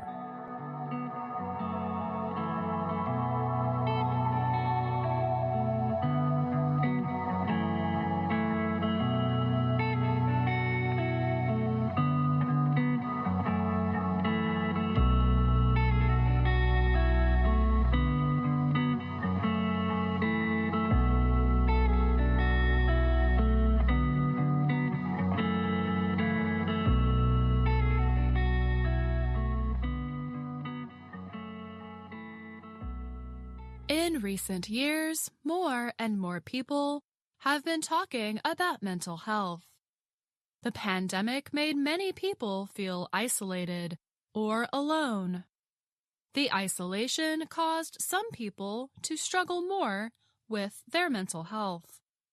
Different countries and cultures have different ideas about mental health. In the United States, conversations about mental health and mental illness are changing. Many well-known people have come forward and shared their mental health journeys through books and social media. As ideas about mental health change, so does the language we use to talk about the issue. In today's Everyday Grammar, we will talk about the language of mental health. Let's start with the question, what is mental health? Mental health contains the adjective mental and the noun health. Together, the words become a compound noun, meaning the conditions around one's mental and emotional well-being. If someone has good mental health, they are in good emotional and mental condition. Now let's look at mental illness. Mental illness is a compound noun with the same adjective mental, but with the noun illness. If someone has a mental illness, they have a medical condition that affects their mind, personality, or emotions. The illness harms their mental functioning and can affect their thinking, feelings, and behaviors. Examples of mental illnesses include depression and anxiety. The word disorder may also be used with some mental illnesses. For example, you may know someone who has an anxiety disorder. When we talk about someone's mental health, it is important to use the right words. We want to be respectful of the person and understanding of their situation. We can use language that is centered on the person rather than their mental health issues. One way to do this is to say a person is living with their condition. The structure for this is subject plus verb live plus preposition with plus noun form of illness. Kurt lives with anxiety. Another acceptable and simple way to describe Kurt would be to say Kurt has anxiety. The structure for that is subject plus verb have plus noun form of illness. We can use this instead of using an adjective form of their mental health condition, as in, Kurt is an anxious person. It is also important to avoid certain words in some settings. For example, words like psycho and crazy may seem informal and acceptable to use, but they can cause harm. The word psycho, when used informally, means an unstable and aggressive person. For example, her ex-boyfriend is such a psycho. Psycho is related to psychosis, a mental disorder in which a person has a disconnection from reality. Experts say using such words outside of a mental health discussion can lead to stigma.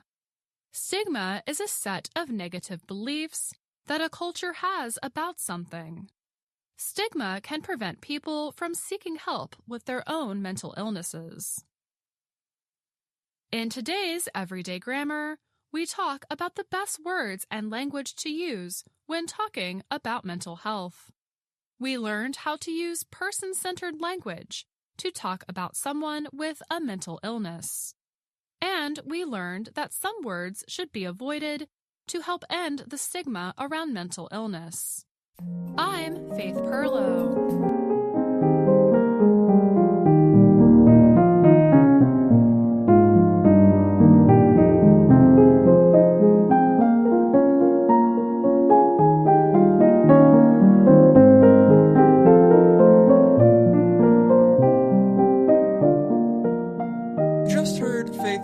Present this week's Everyday Grammar. Welcome back to the show, Faith. It's great to be here with you, Dan. This week, you wrote about the language we use when we talk about mental health. I really wanted to share this information with our listeners because it is an important subject to talk about.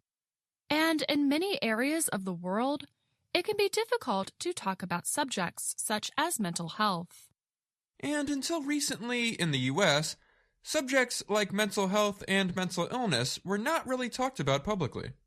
I think our conversations around mental health had to change. Slowly over the years, with TV shows like Crazy Ex-Girlfriend, dealing with mental health and substance abuse, and even celebrities like Selena Gomez coming out with their own struggles with mental illness, has helped people to not only talk about mental health more openly, but more importantly, these things have allowed people to seek help and support. And according to the National Alliance on Mental Health, 1 in 5 Americans will experience a mental illness, and 1 in 25 people live with a serious mental illness. That's right, Dan. So this is why it is so important to avoid negative language, such as generalizations and stereotypes surrounding mental health. These words can lead to stigma and prevent people from seeking help and support. Well, Faith, thanks for sharing a little bit more about mental health and language with us today. It was great to share these things with you, Dan, and with our listeners. Thanks.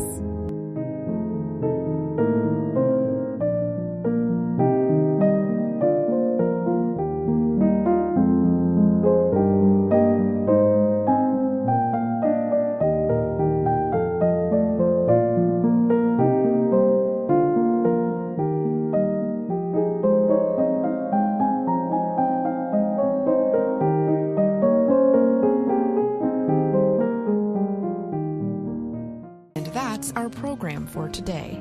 Join us again tomorrow to keep learning English through stories from around the world. I'm Ashley Thompson. And I'm Dan Novak.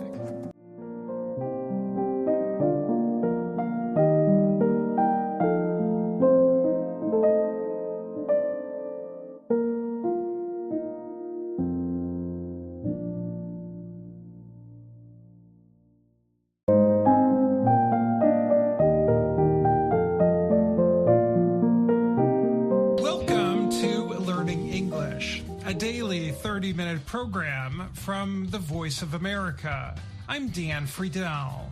And I'm Katie Weaver. This program is aimed at English learners. So we speak slowly, and we use words and phrases especially written for people learning English.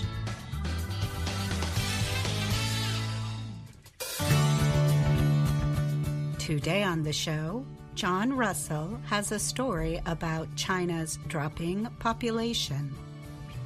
Dan Friedel brings us a story from the world of art. And Faith Perlow presents this week's Ask a Teacher. She talks about the differences and similarities between the words college and university. We close the show with an American story. Today, Mario Ritter Jr. brings us Chicken Little. But first, China announced recently that the country's mainland population fell by 2 million people in 2023. This drop is the second yearly decrease in population, adding to concerns about the country's future economic growth. The National Bureau of Statistics said the total number of people in China dropped by 2.08 million, or 0.15%, to 1.409 billion in 2023. The numbers are estimates based on studies and do not include Hong Kong and Macau. China does a full population count, or census, every 10 years. The number of deaths rose by 690,000 to 11.1 million, more than twice the increase recorded in 2022. Population experts said the aging of the population and COVID-19 outbreaks account for most of the rise. But the data also suggested important information about the number of births, which fell by 540,000, or 5.6%. The drop was smaller than the decreases of the past 3 years. Still, the decreasing birth rate suggests that the fertility rate is a long-term economic and societal problem for China. The lower fertility rate, together with people living longer because of better health care, means China is slowly growing older. Demographer Zhou Shijin, formerly of the Shanghai Academy of Social Sciences, estimated that the proportion of the population that is 65 or older could double to more than 30% by 2050. These population changes could slow economic growth over time. High childcare and education costs are pressing issues in family planning among married Chinese. Women are having fewer babies despite government incentives and the easing of its one-child policy in recent years. Other economic issues reduced interest in baby-making. Youth unemployment hit record highs, wages for many white-collar workers fell, and a crisis in the property sector, where more than 2/3 of household wealth is stored, grew worse. The data adds to concerns that the world's number 2 economy faces reduced growth due to fewer workers and buyers, as well as rising costs of care for old people and retirement payments. The state-run Chinese Academy of Sciences sees the retirement system running out of money by 2035. Zhu Guoping, a 57-year-old farmer in northwestern Gansu province, said his yearly income of about $2,779 leaves his family with little savings. He will receive a $22 monthly pension once he turns 60. The money is definitely not enough, Zhu said. Maybe our children can provide us with some support in the future. Births in China have been dropping for many years as a result of the one-child policy that was in place from 1980 to 2015. In addition, The country saw fast urbanization during that time. Large populations moved from China's rural farms into cities where the costs of growing a family were higher. Other countries in the region also face long-term population problems. Japan's birth rate was 6.3 per 1,000 people in 2022, while South Korea's rate was 4.9. As we have observed again and again from other low-fertility countries, fertility decline is often very difficult to reverse, University of Michigan demographer Jo Yoon said. I'm John Russell.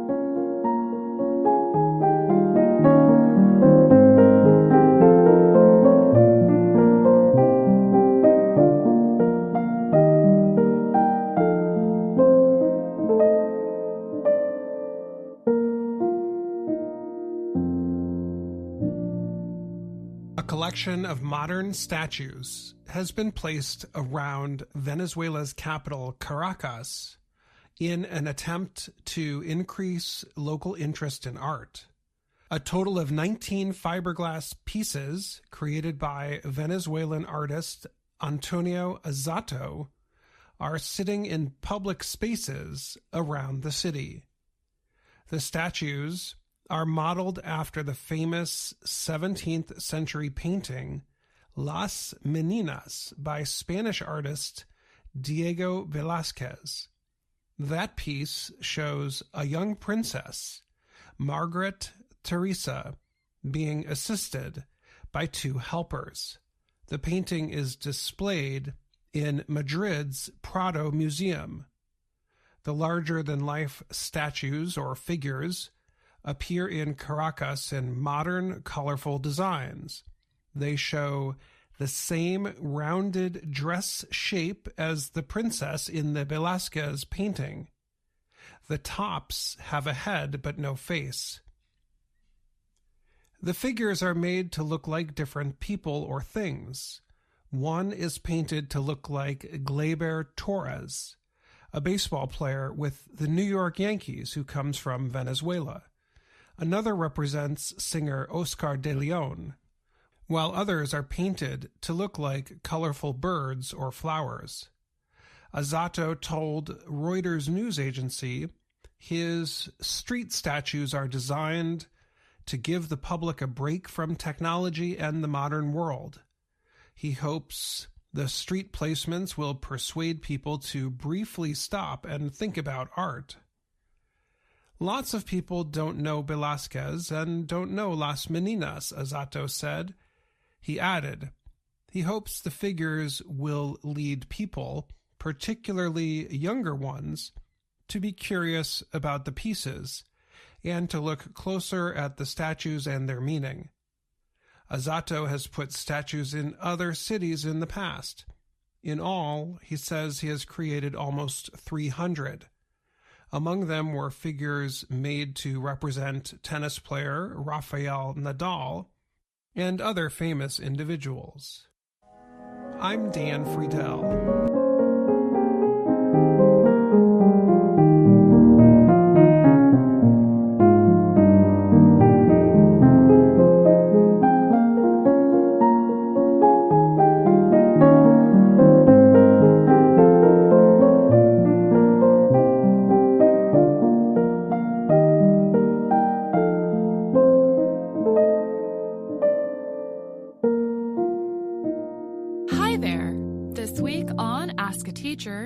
We answer a question from Lee about the difference between the words university and college. Hello, teacher. I love this program. Would you mind explaining the difference between university and college? I often misunderstand these two nouns. Thanks, Lee. We are glad you love our programs, Lee, and thank you for writing to us. This is an important question, especially for international students who might want to apply to U.S. colleges and universities. Both places provide higher education. but their degree offerings, number of students, and costs differ. Let's start with university. Universities are large schools offering higher education. That includes undergraduate and graduate degree programs. Most faculty at universities are not only teachers, but also researchers. Large universities have tens of thousands of students and have students from all over the U.S. and the world. Since universities offer both undergraduate and graduate degrees, they may offer many classes in many fields. But the cost of attending a university can be high, especially at private universities in the U.S., which are not supported by state governments. An example of a public university is West Virginia University. An example of a private university is Yale University in the state of Connecticut. Let's move on to college. College can also mean a school where students receive higher education. Many high school students are asked, "Where do you want to go to college?" The answer to this question could be a university, a community college, or even a trade school. We also refer to students in higher education as college students.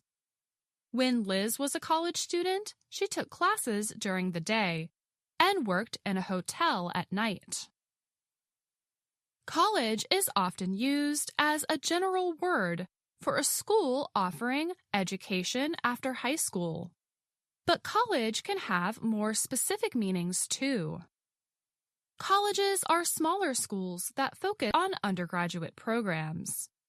They include community colleges, private and liberal arts colleges, and even technical colleges and trade schools. Faculty at community colleges mainly teach and advise students, rather than do research. A college can also be a division within a university. For example, a university might have a College of Arts and Sciences, which gives bachelor's degrees. Colleges are smaller and have fewer students, hundreds to thousands of students, rather than tens of thousands of students. Because colleges, especially community colleges, serve a smaller population, they have fewer international students. Classes are also likely to be limited at colleges, especially at some community colleges. They might offer general education classes, career or technical degrees. Community colleges might offer some 4-year undergraduate degrees, but many offer 2-year programs. The aim might be for students to transfer to a 4-year school. Career or technical certificates permit students to immediately enter the workforce upon completing their classes. She went to a community college to study cooking, to get a job working in a restaurant. The cost of attending a community college is lower. The schools offer a low-cost way to gain college credits. However, private colleges and some technical schools may be just as costly as private universities. Please let us know if these explanations and examples have helped you, Lee. Do you have a question about American English? Send us an email at learningenglish@voanews.com. And that's Ask a Teacher. I'm Faith Perlow.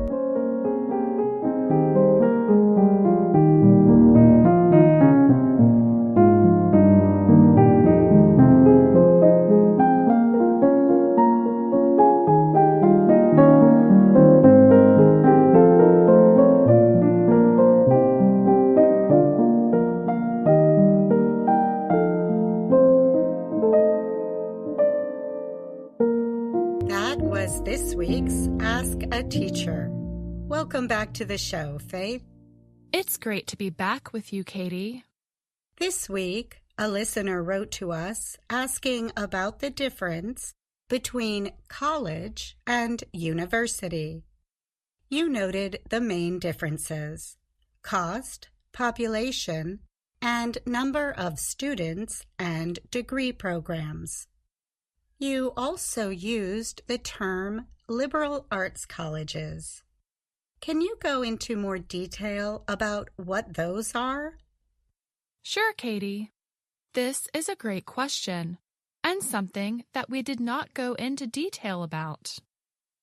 Liberal arts colleges generally are smaller schools that offer a wide range of subjects in the humanities, sciences, and fine arts, meaning painting and sculpture, etc. If a student goes to college and is unsure of what they want to study or major in, sometimes a liberal arts college can be helpful.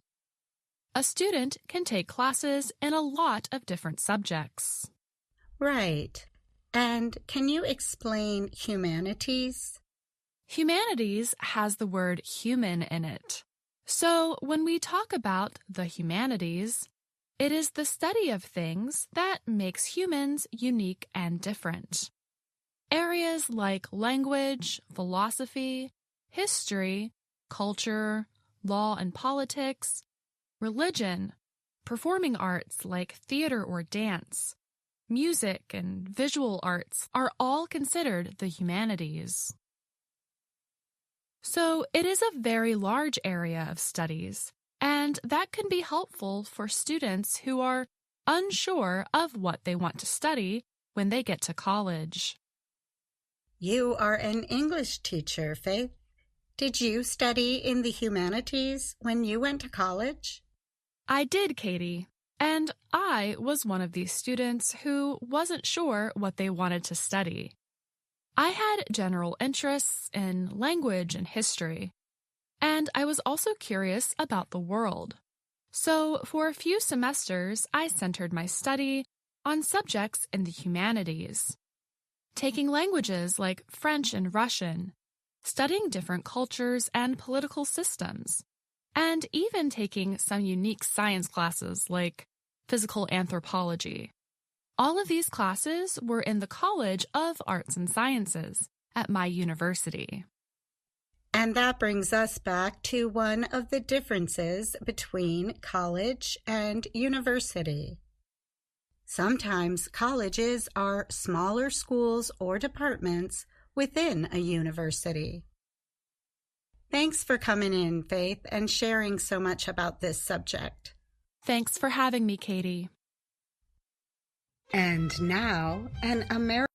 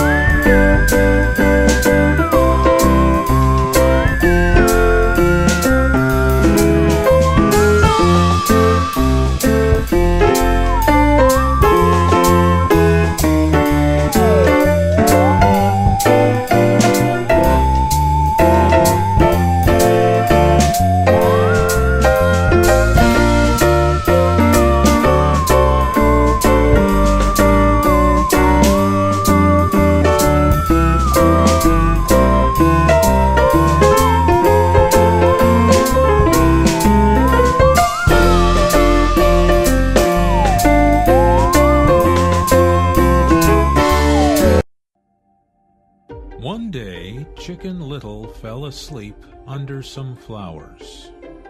Cow wandered by, reached over the fence, and bit off some flowers.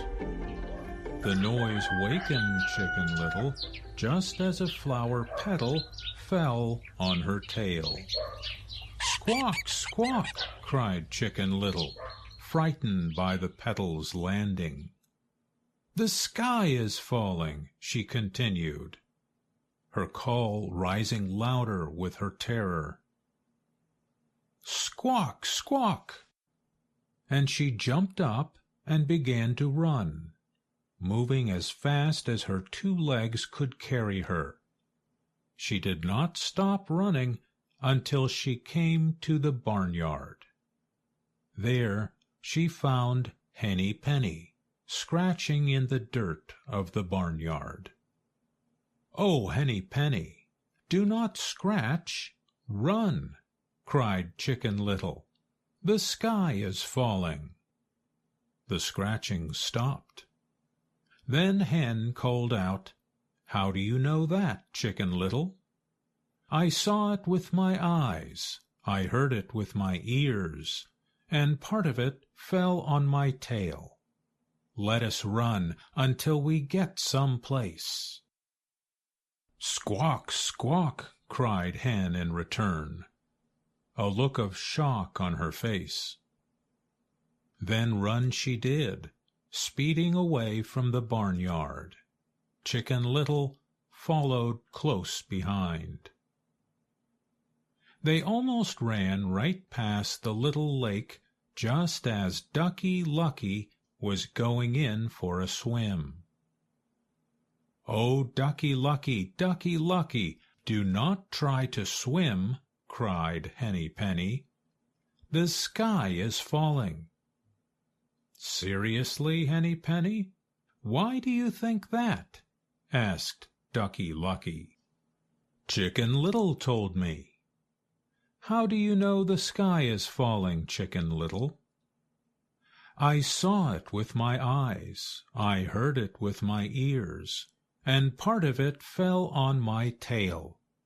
Oh, let us run until we get some place." Ducky Lucky was persuaded. "Yes, we had better run," he yelled, and the 3 took off, Ducky Lucky waddling faster than he ever had before. The birds ran and ran until they came to a green meadow, and there was Goosey Lucy eating the green grass. "Oh, Goosey Lucy, Goosey Lucy, do not eat, run!" cried Ducky Lucky. "Why should I run?"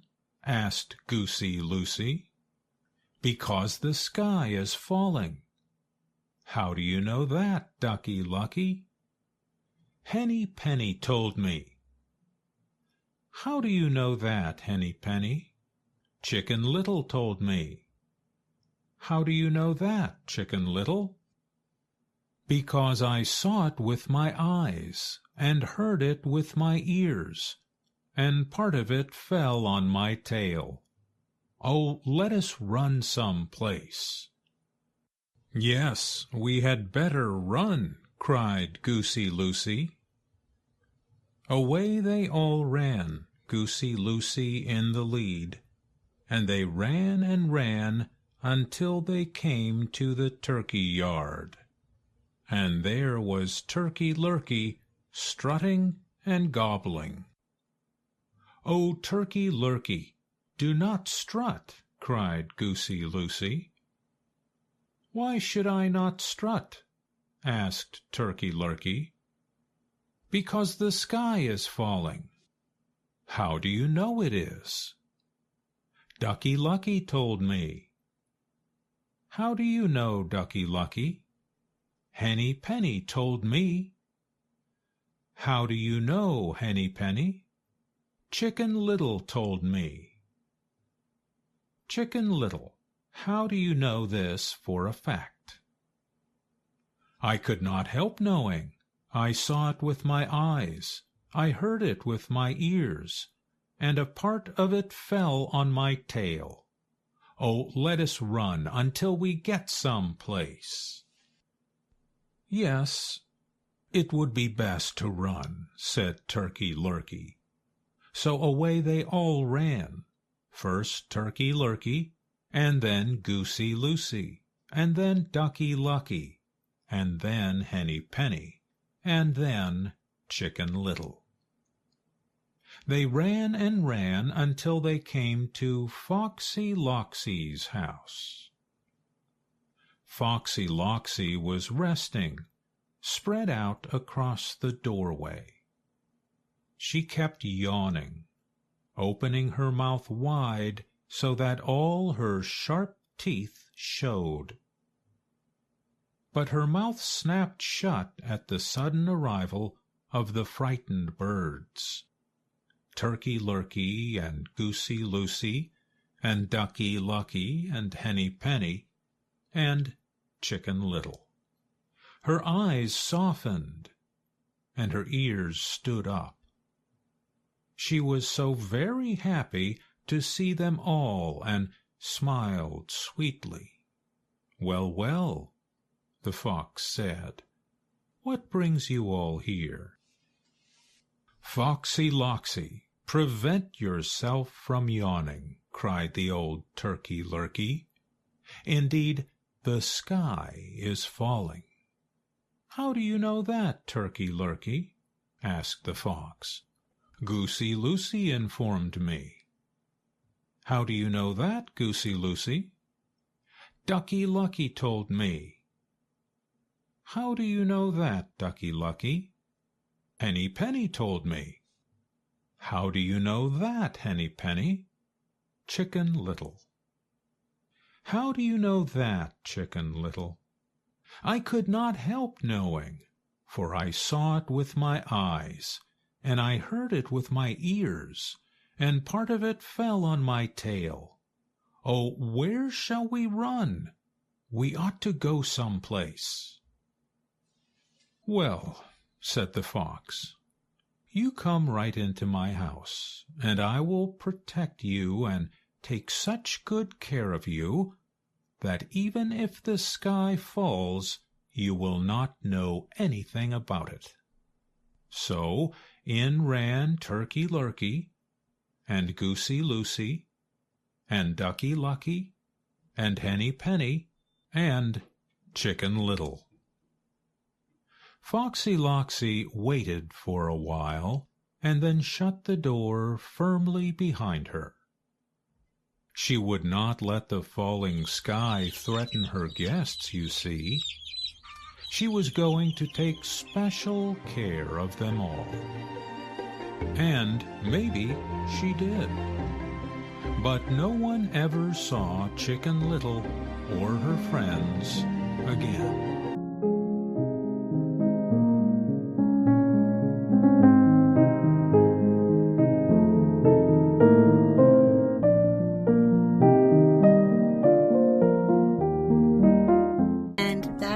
The time we have today. But we'll be back tomorrow with another Learning English program on the Voice of America.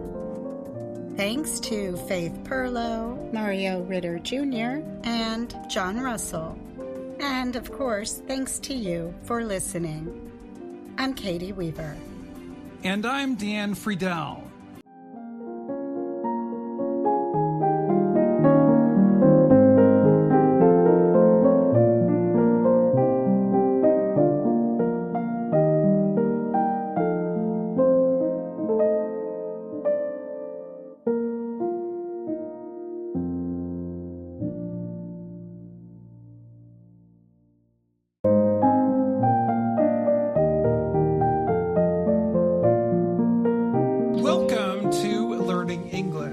A daily 30-minute program from the Voice of America.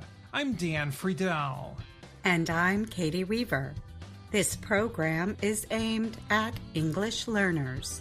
So we speak slowly, and we use words and phrases especially written for people learning English.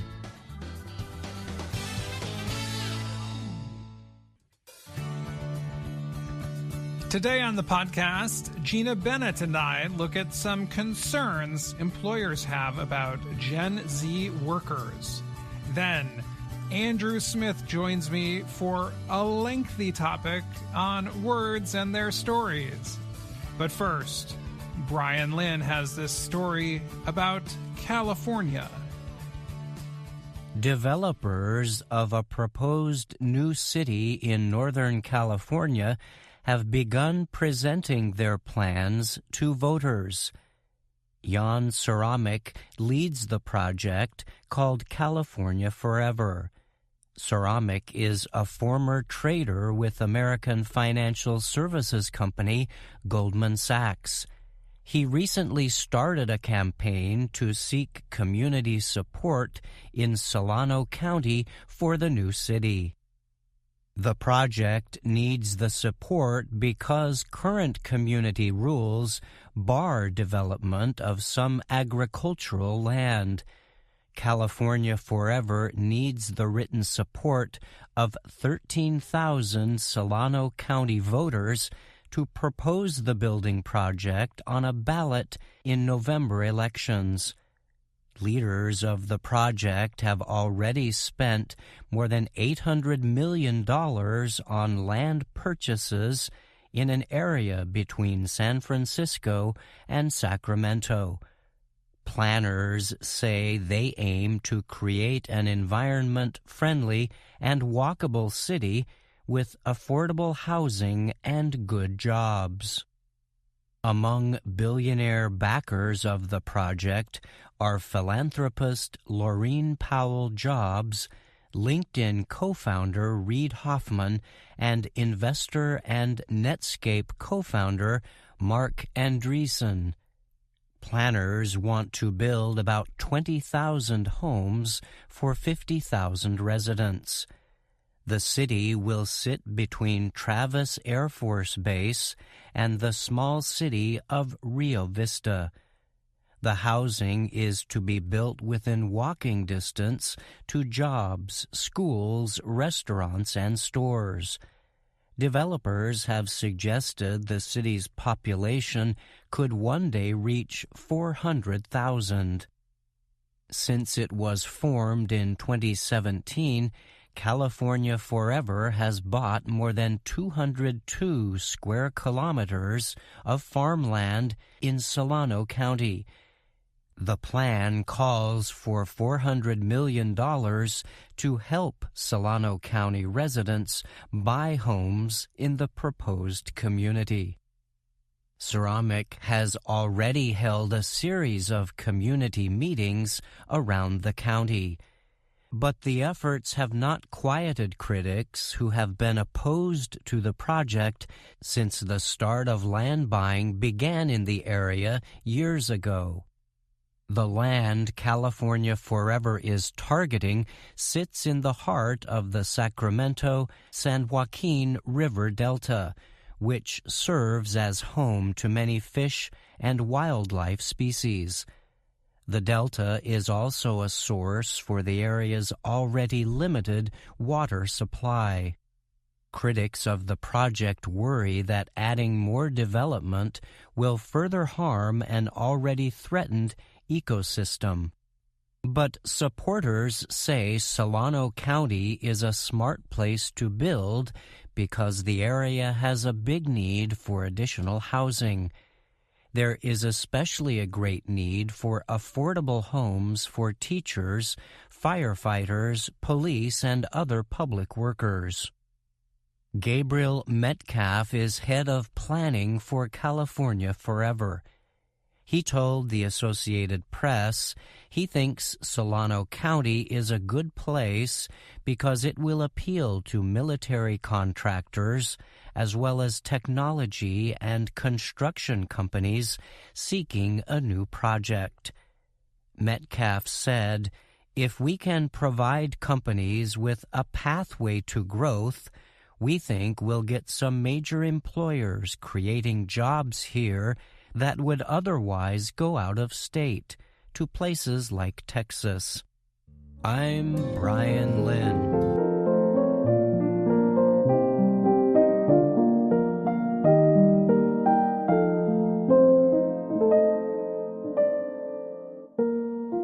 recent report from a higher education advising organization says nearly 40% of American employers avoid offering jobs to recent college graduates.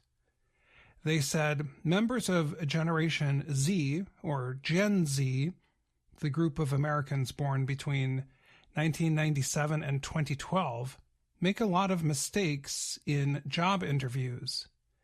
They say they would rather employ older workers who work harder and are dependable. The research comes from Intelligent, an organization that does research about higher education, the job market, and helps young people prepare for college and work. The report came out in December and notes that of 800 directors, managers, and executives asked questions, 38% said they favor older workers.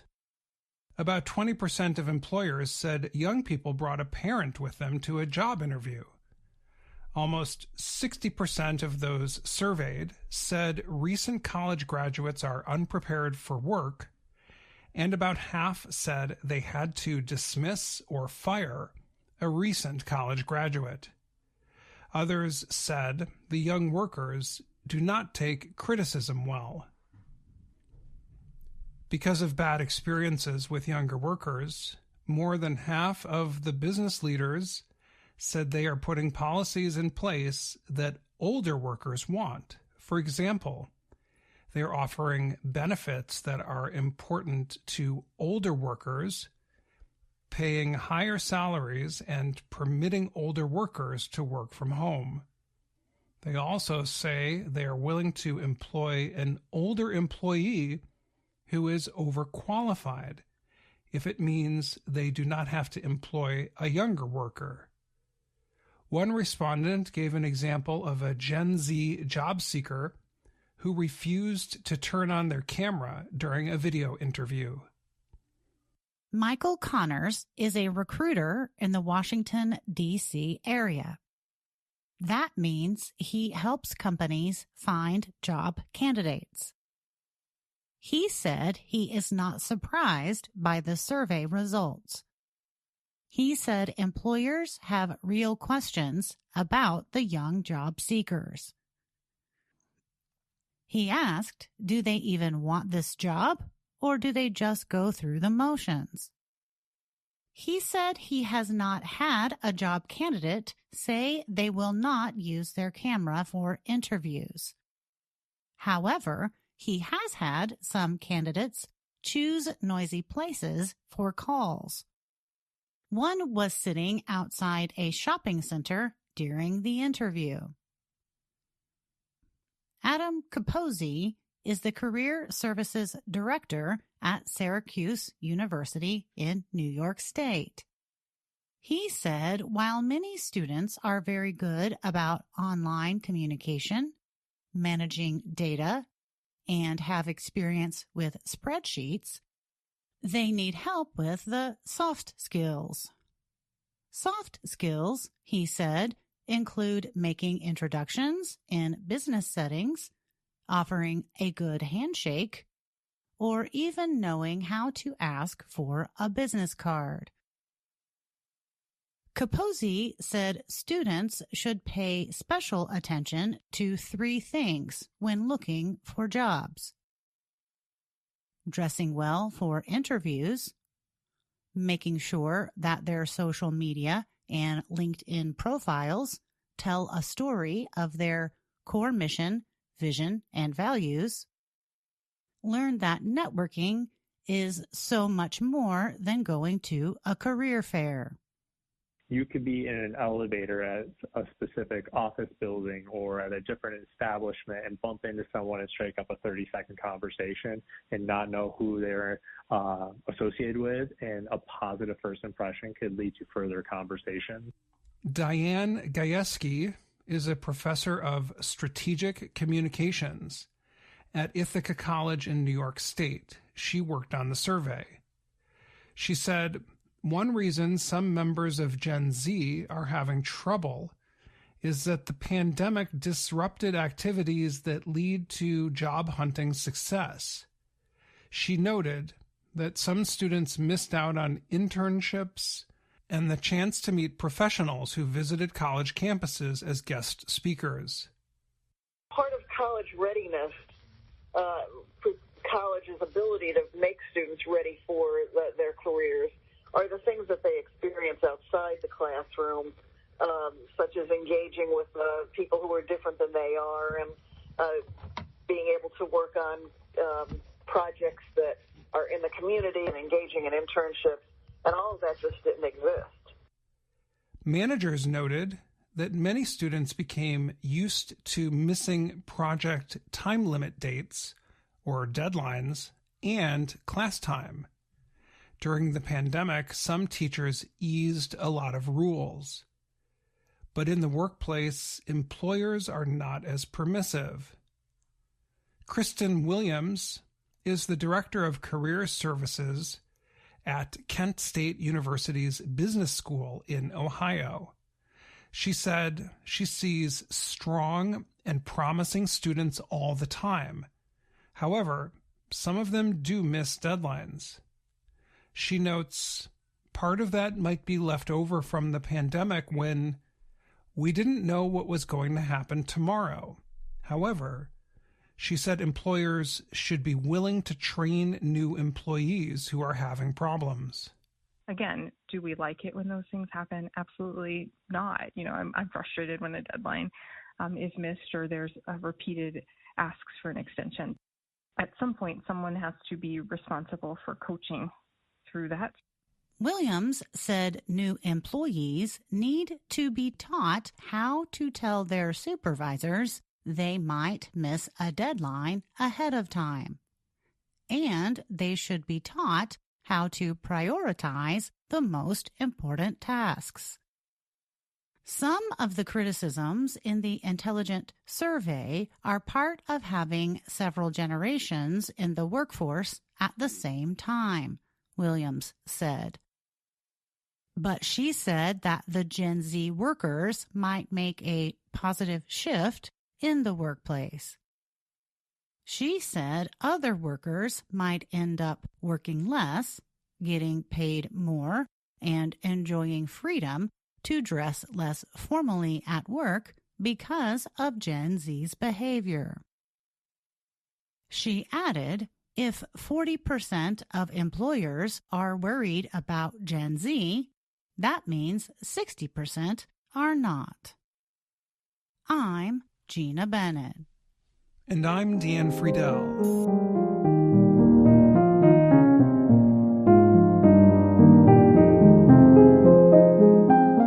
And now, words and their stories from VOA Learning English.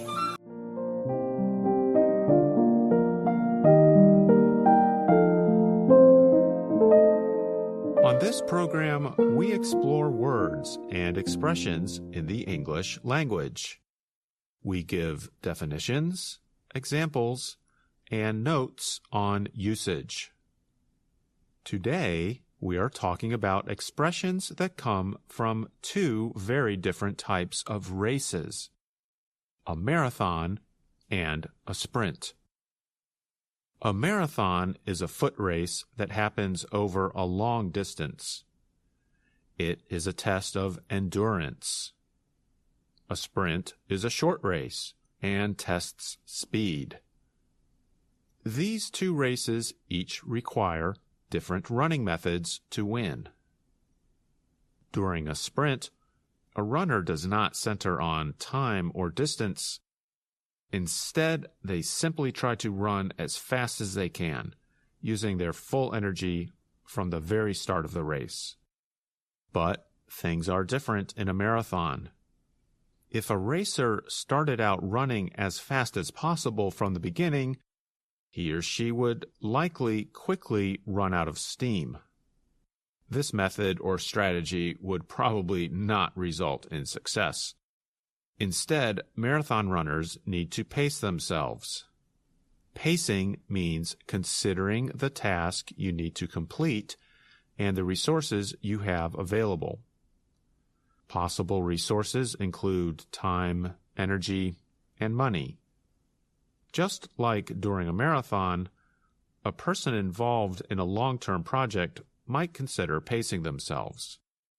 This is because long-term projects are more like marathons than sprints. A well-known saying describes life as a marathon, not a sprint. This means people need to learn to be patient and not become worried if their life plans or dreams take some time. Things like finding a good job, creating a nice home, or developing friendships all can take time. There is also a similar expression to consider. Slow and steady wins the race. Now, let's hear two friends use these expressions in a conversation. So, are you excited to move and start a new job? I am. I want to learn about the city, make new friends, decorate my new apartment, and ace my new job. That's a lot to focus on. It takes time to settle into a new place and feel at home. You don't want to get burned out. That's a good point. But I really just want to start over and make a great life. Well, that takes time. You know what they say, life is a marathon, not a sprint. I know, but I can't wait. I feel like sprinting. I understand that feeling. I have an idea. I'll come visit in a couple of months and remind you to pace yourself. Okay, you've got a deal. We can say that learning English is also like a marathon, not a sprint. If you keep studying day by day, little by little, your English is sure to get better over time. And that's all the time we have for this Words and Their Stories. Until next time, I'm Andrew Smith.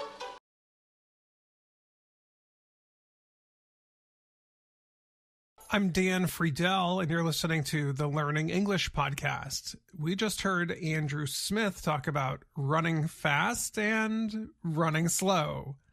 Welcome to the show, Andrew. Hi, Dan. Thank you. I'm happy to be here. So let's talk about this week's subject, Andrew. Can you remind our listeners? Yeah, I sure can. This week's topic is about the English expression, it's a marathon, not a sprint, and other expressions related to that, like run out of steam. And we also finished the article with a question for our listeners, which is, what's an example of something you have heard called a marathon, not a sprint? Well, Andrew, to me, the idea of an activity that could be described as a marathon and not a sprint is the American sport of baseball. The baseball season lasts a long time. The games begin in April and they finish in October. And the teams play nearly every day, 162 games. So the season is definitely like a marathon. It sure is. That is a long time. And a marathon is a long foot race, and 42 kilometers to be precise. So it takes a long time to run a marathon. In baseball, some teams can start off playing really well in April. Maybe they win 15 or 16 out of 20 or 22 games to start the season. But then things change. Players who are doing really well might suffer an injury. Others who are making great plays in the games, like they catch every ball that gets hit to them, suddenly they have trouble getting the ball. And then by the time May or June or July comes around, that team isn't doing as well anymore. There's a saying that we use in the sport that actually comes from horse racing. Sometimes these teams that start off really well come back to the pack, just like a horse that comes out of the gates really fast and gets way ahead of the other horses. That horse comes back to the pack. Now, on the other hand, because the season is so long, a team that has trouble in the first month, they start saying things like, remember, the baseball season is a marathon, not a sprint. And next thing you know, the team starts winning games, the players gain confidence, and they move up in the rankings, slowly but surely.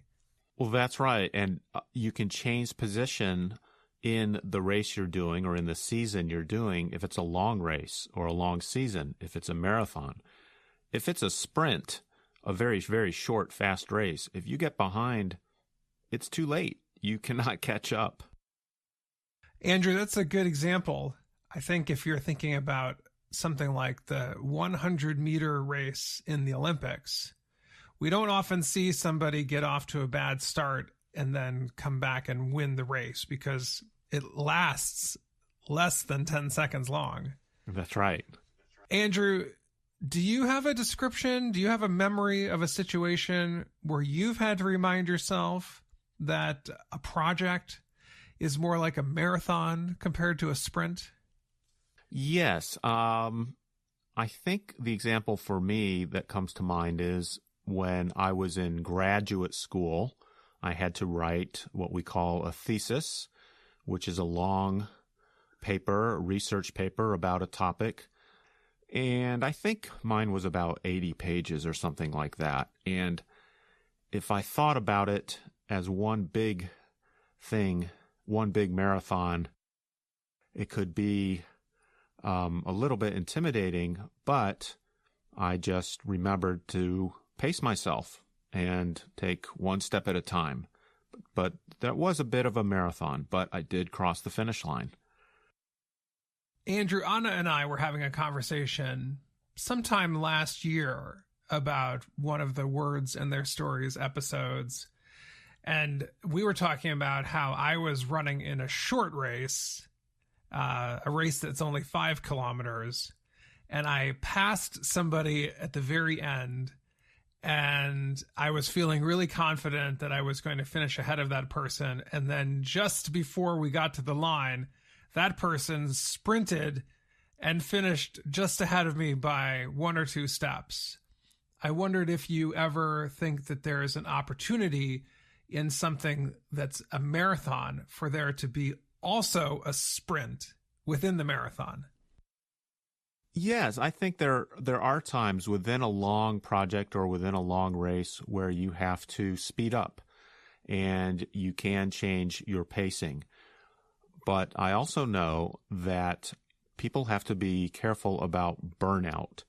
Burnout is like if you use all your fuel up too soon, you're going to run out quickly. And in fact, people who run marathons who are not very experienced runners, one of the main mistakes they make is they're excited on the day of the race and they start out too quickly and then they run out of steam. So it's very important to pace yourself in a marathon or any long project. Andrew, I think we should remind our listeners about some of these phrases that go along with this conversation. The idea of something being a marathon, not a sprint. We talk about pacing. We talk about the idea of running out of steam and the idea of burnout. So let's talk about the idea of running out of steam. I think that saying comes from the time of steam engines. A long time ago, trains and other heavy machinery was powered by steam, and a person would work in the engine room and shovel coal into a boiler, and the boiler would heat up and turn water to steam. The pressure from the steam would make gears in the machine start turning, and next thing you know, the engine, the train would start moving. And in that case, the people shoveling coal needed to pace themselves too. Maybe they would work for 8 hours, so they had to be careful that they didn't run out of steam, and they kept a pace that they could manage for the full time of the train ride.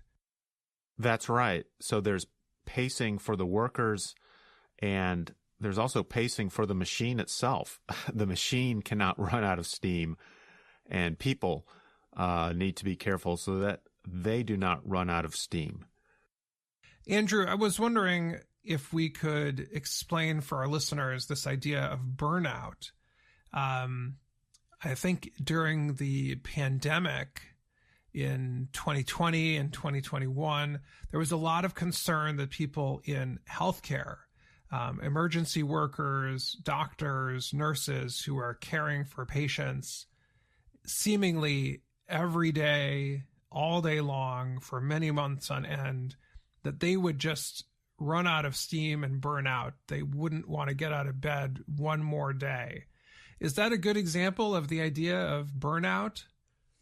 I think so, but one way we can also maybe show a small difference between the terms is I might run out of steam during the day on some task I'm doing just because I'm tired, I need some food, I need some rest. Burnout generally refers to losing the desire to continue doing some kind of work or task over a long term. There have been examples of some athletes who started their sport very young and achieved a lot at a young age, and then were burned out when they were still in their 20s. So that would be an example. And like you said, during the pandemic, nurses in particular who had worked day after day after day after day for this terrible pandemic, they also experienced burnout. Andrew, those are some good examples. I think the advice that I would offer is for people to make sure that they have activities in their life that allow them to get away from the main activity that they do, so that they're not always working, that maybe they have a fun hobby where they can relax their mind a little bit. Maybe it's gardening, maybe it's playing a sport, maybe it's even doing something like cooking new foods or trying new restaurants. What's something, Andrew, that you might recommend for people to do so that they don't burn out? I think what you mentioned is a great suggestion. Having some variety. I think when people are doing one thing very intensely over and over again, I think our minds, our brains, and our bodies just naturally need a rest and need some change. So build in those changes if you can, and then you'll find yourself being able to finish the marathons, the marathon projects you're working on, and you'll be less likely to burn out, I think. I think that's a good point, Andrew. Well, we should make sure that our listeners don't get burned out on this idea of a marathon and not a sprint. So we probably should wrap it up for now. Thanks for joining us this week, Andrew. It's always fun to talk with you. Oh, likewise, Dan. Thank you so much. I was really glad to speak with you. And that's the Learning English podcast for today. Thank you, Andrew, for running that marathon with me. And thanks also to all of my VOA colleagues who worked on today's program.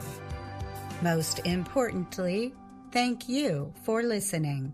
For more, visit our website at learningenglish.voanews.com. I'm Katie Weaver. And I'm Dan Friedel.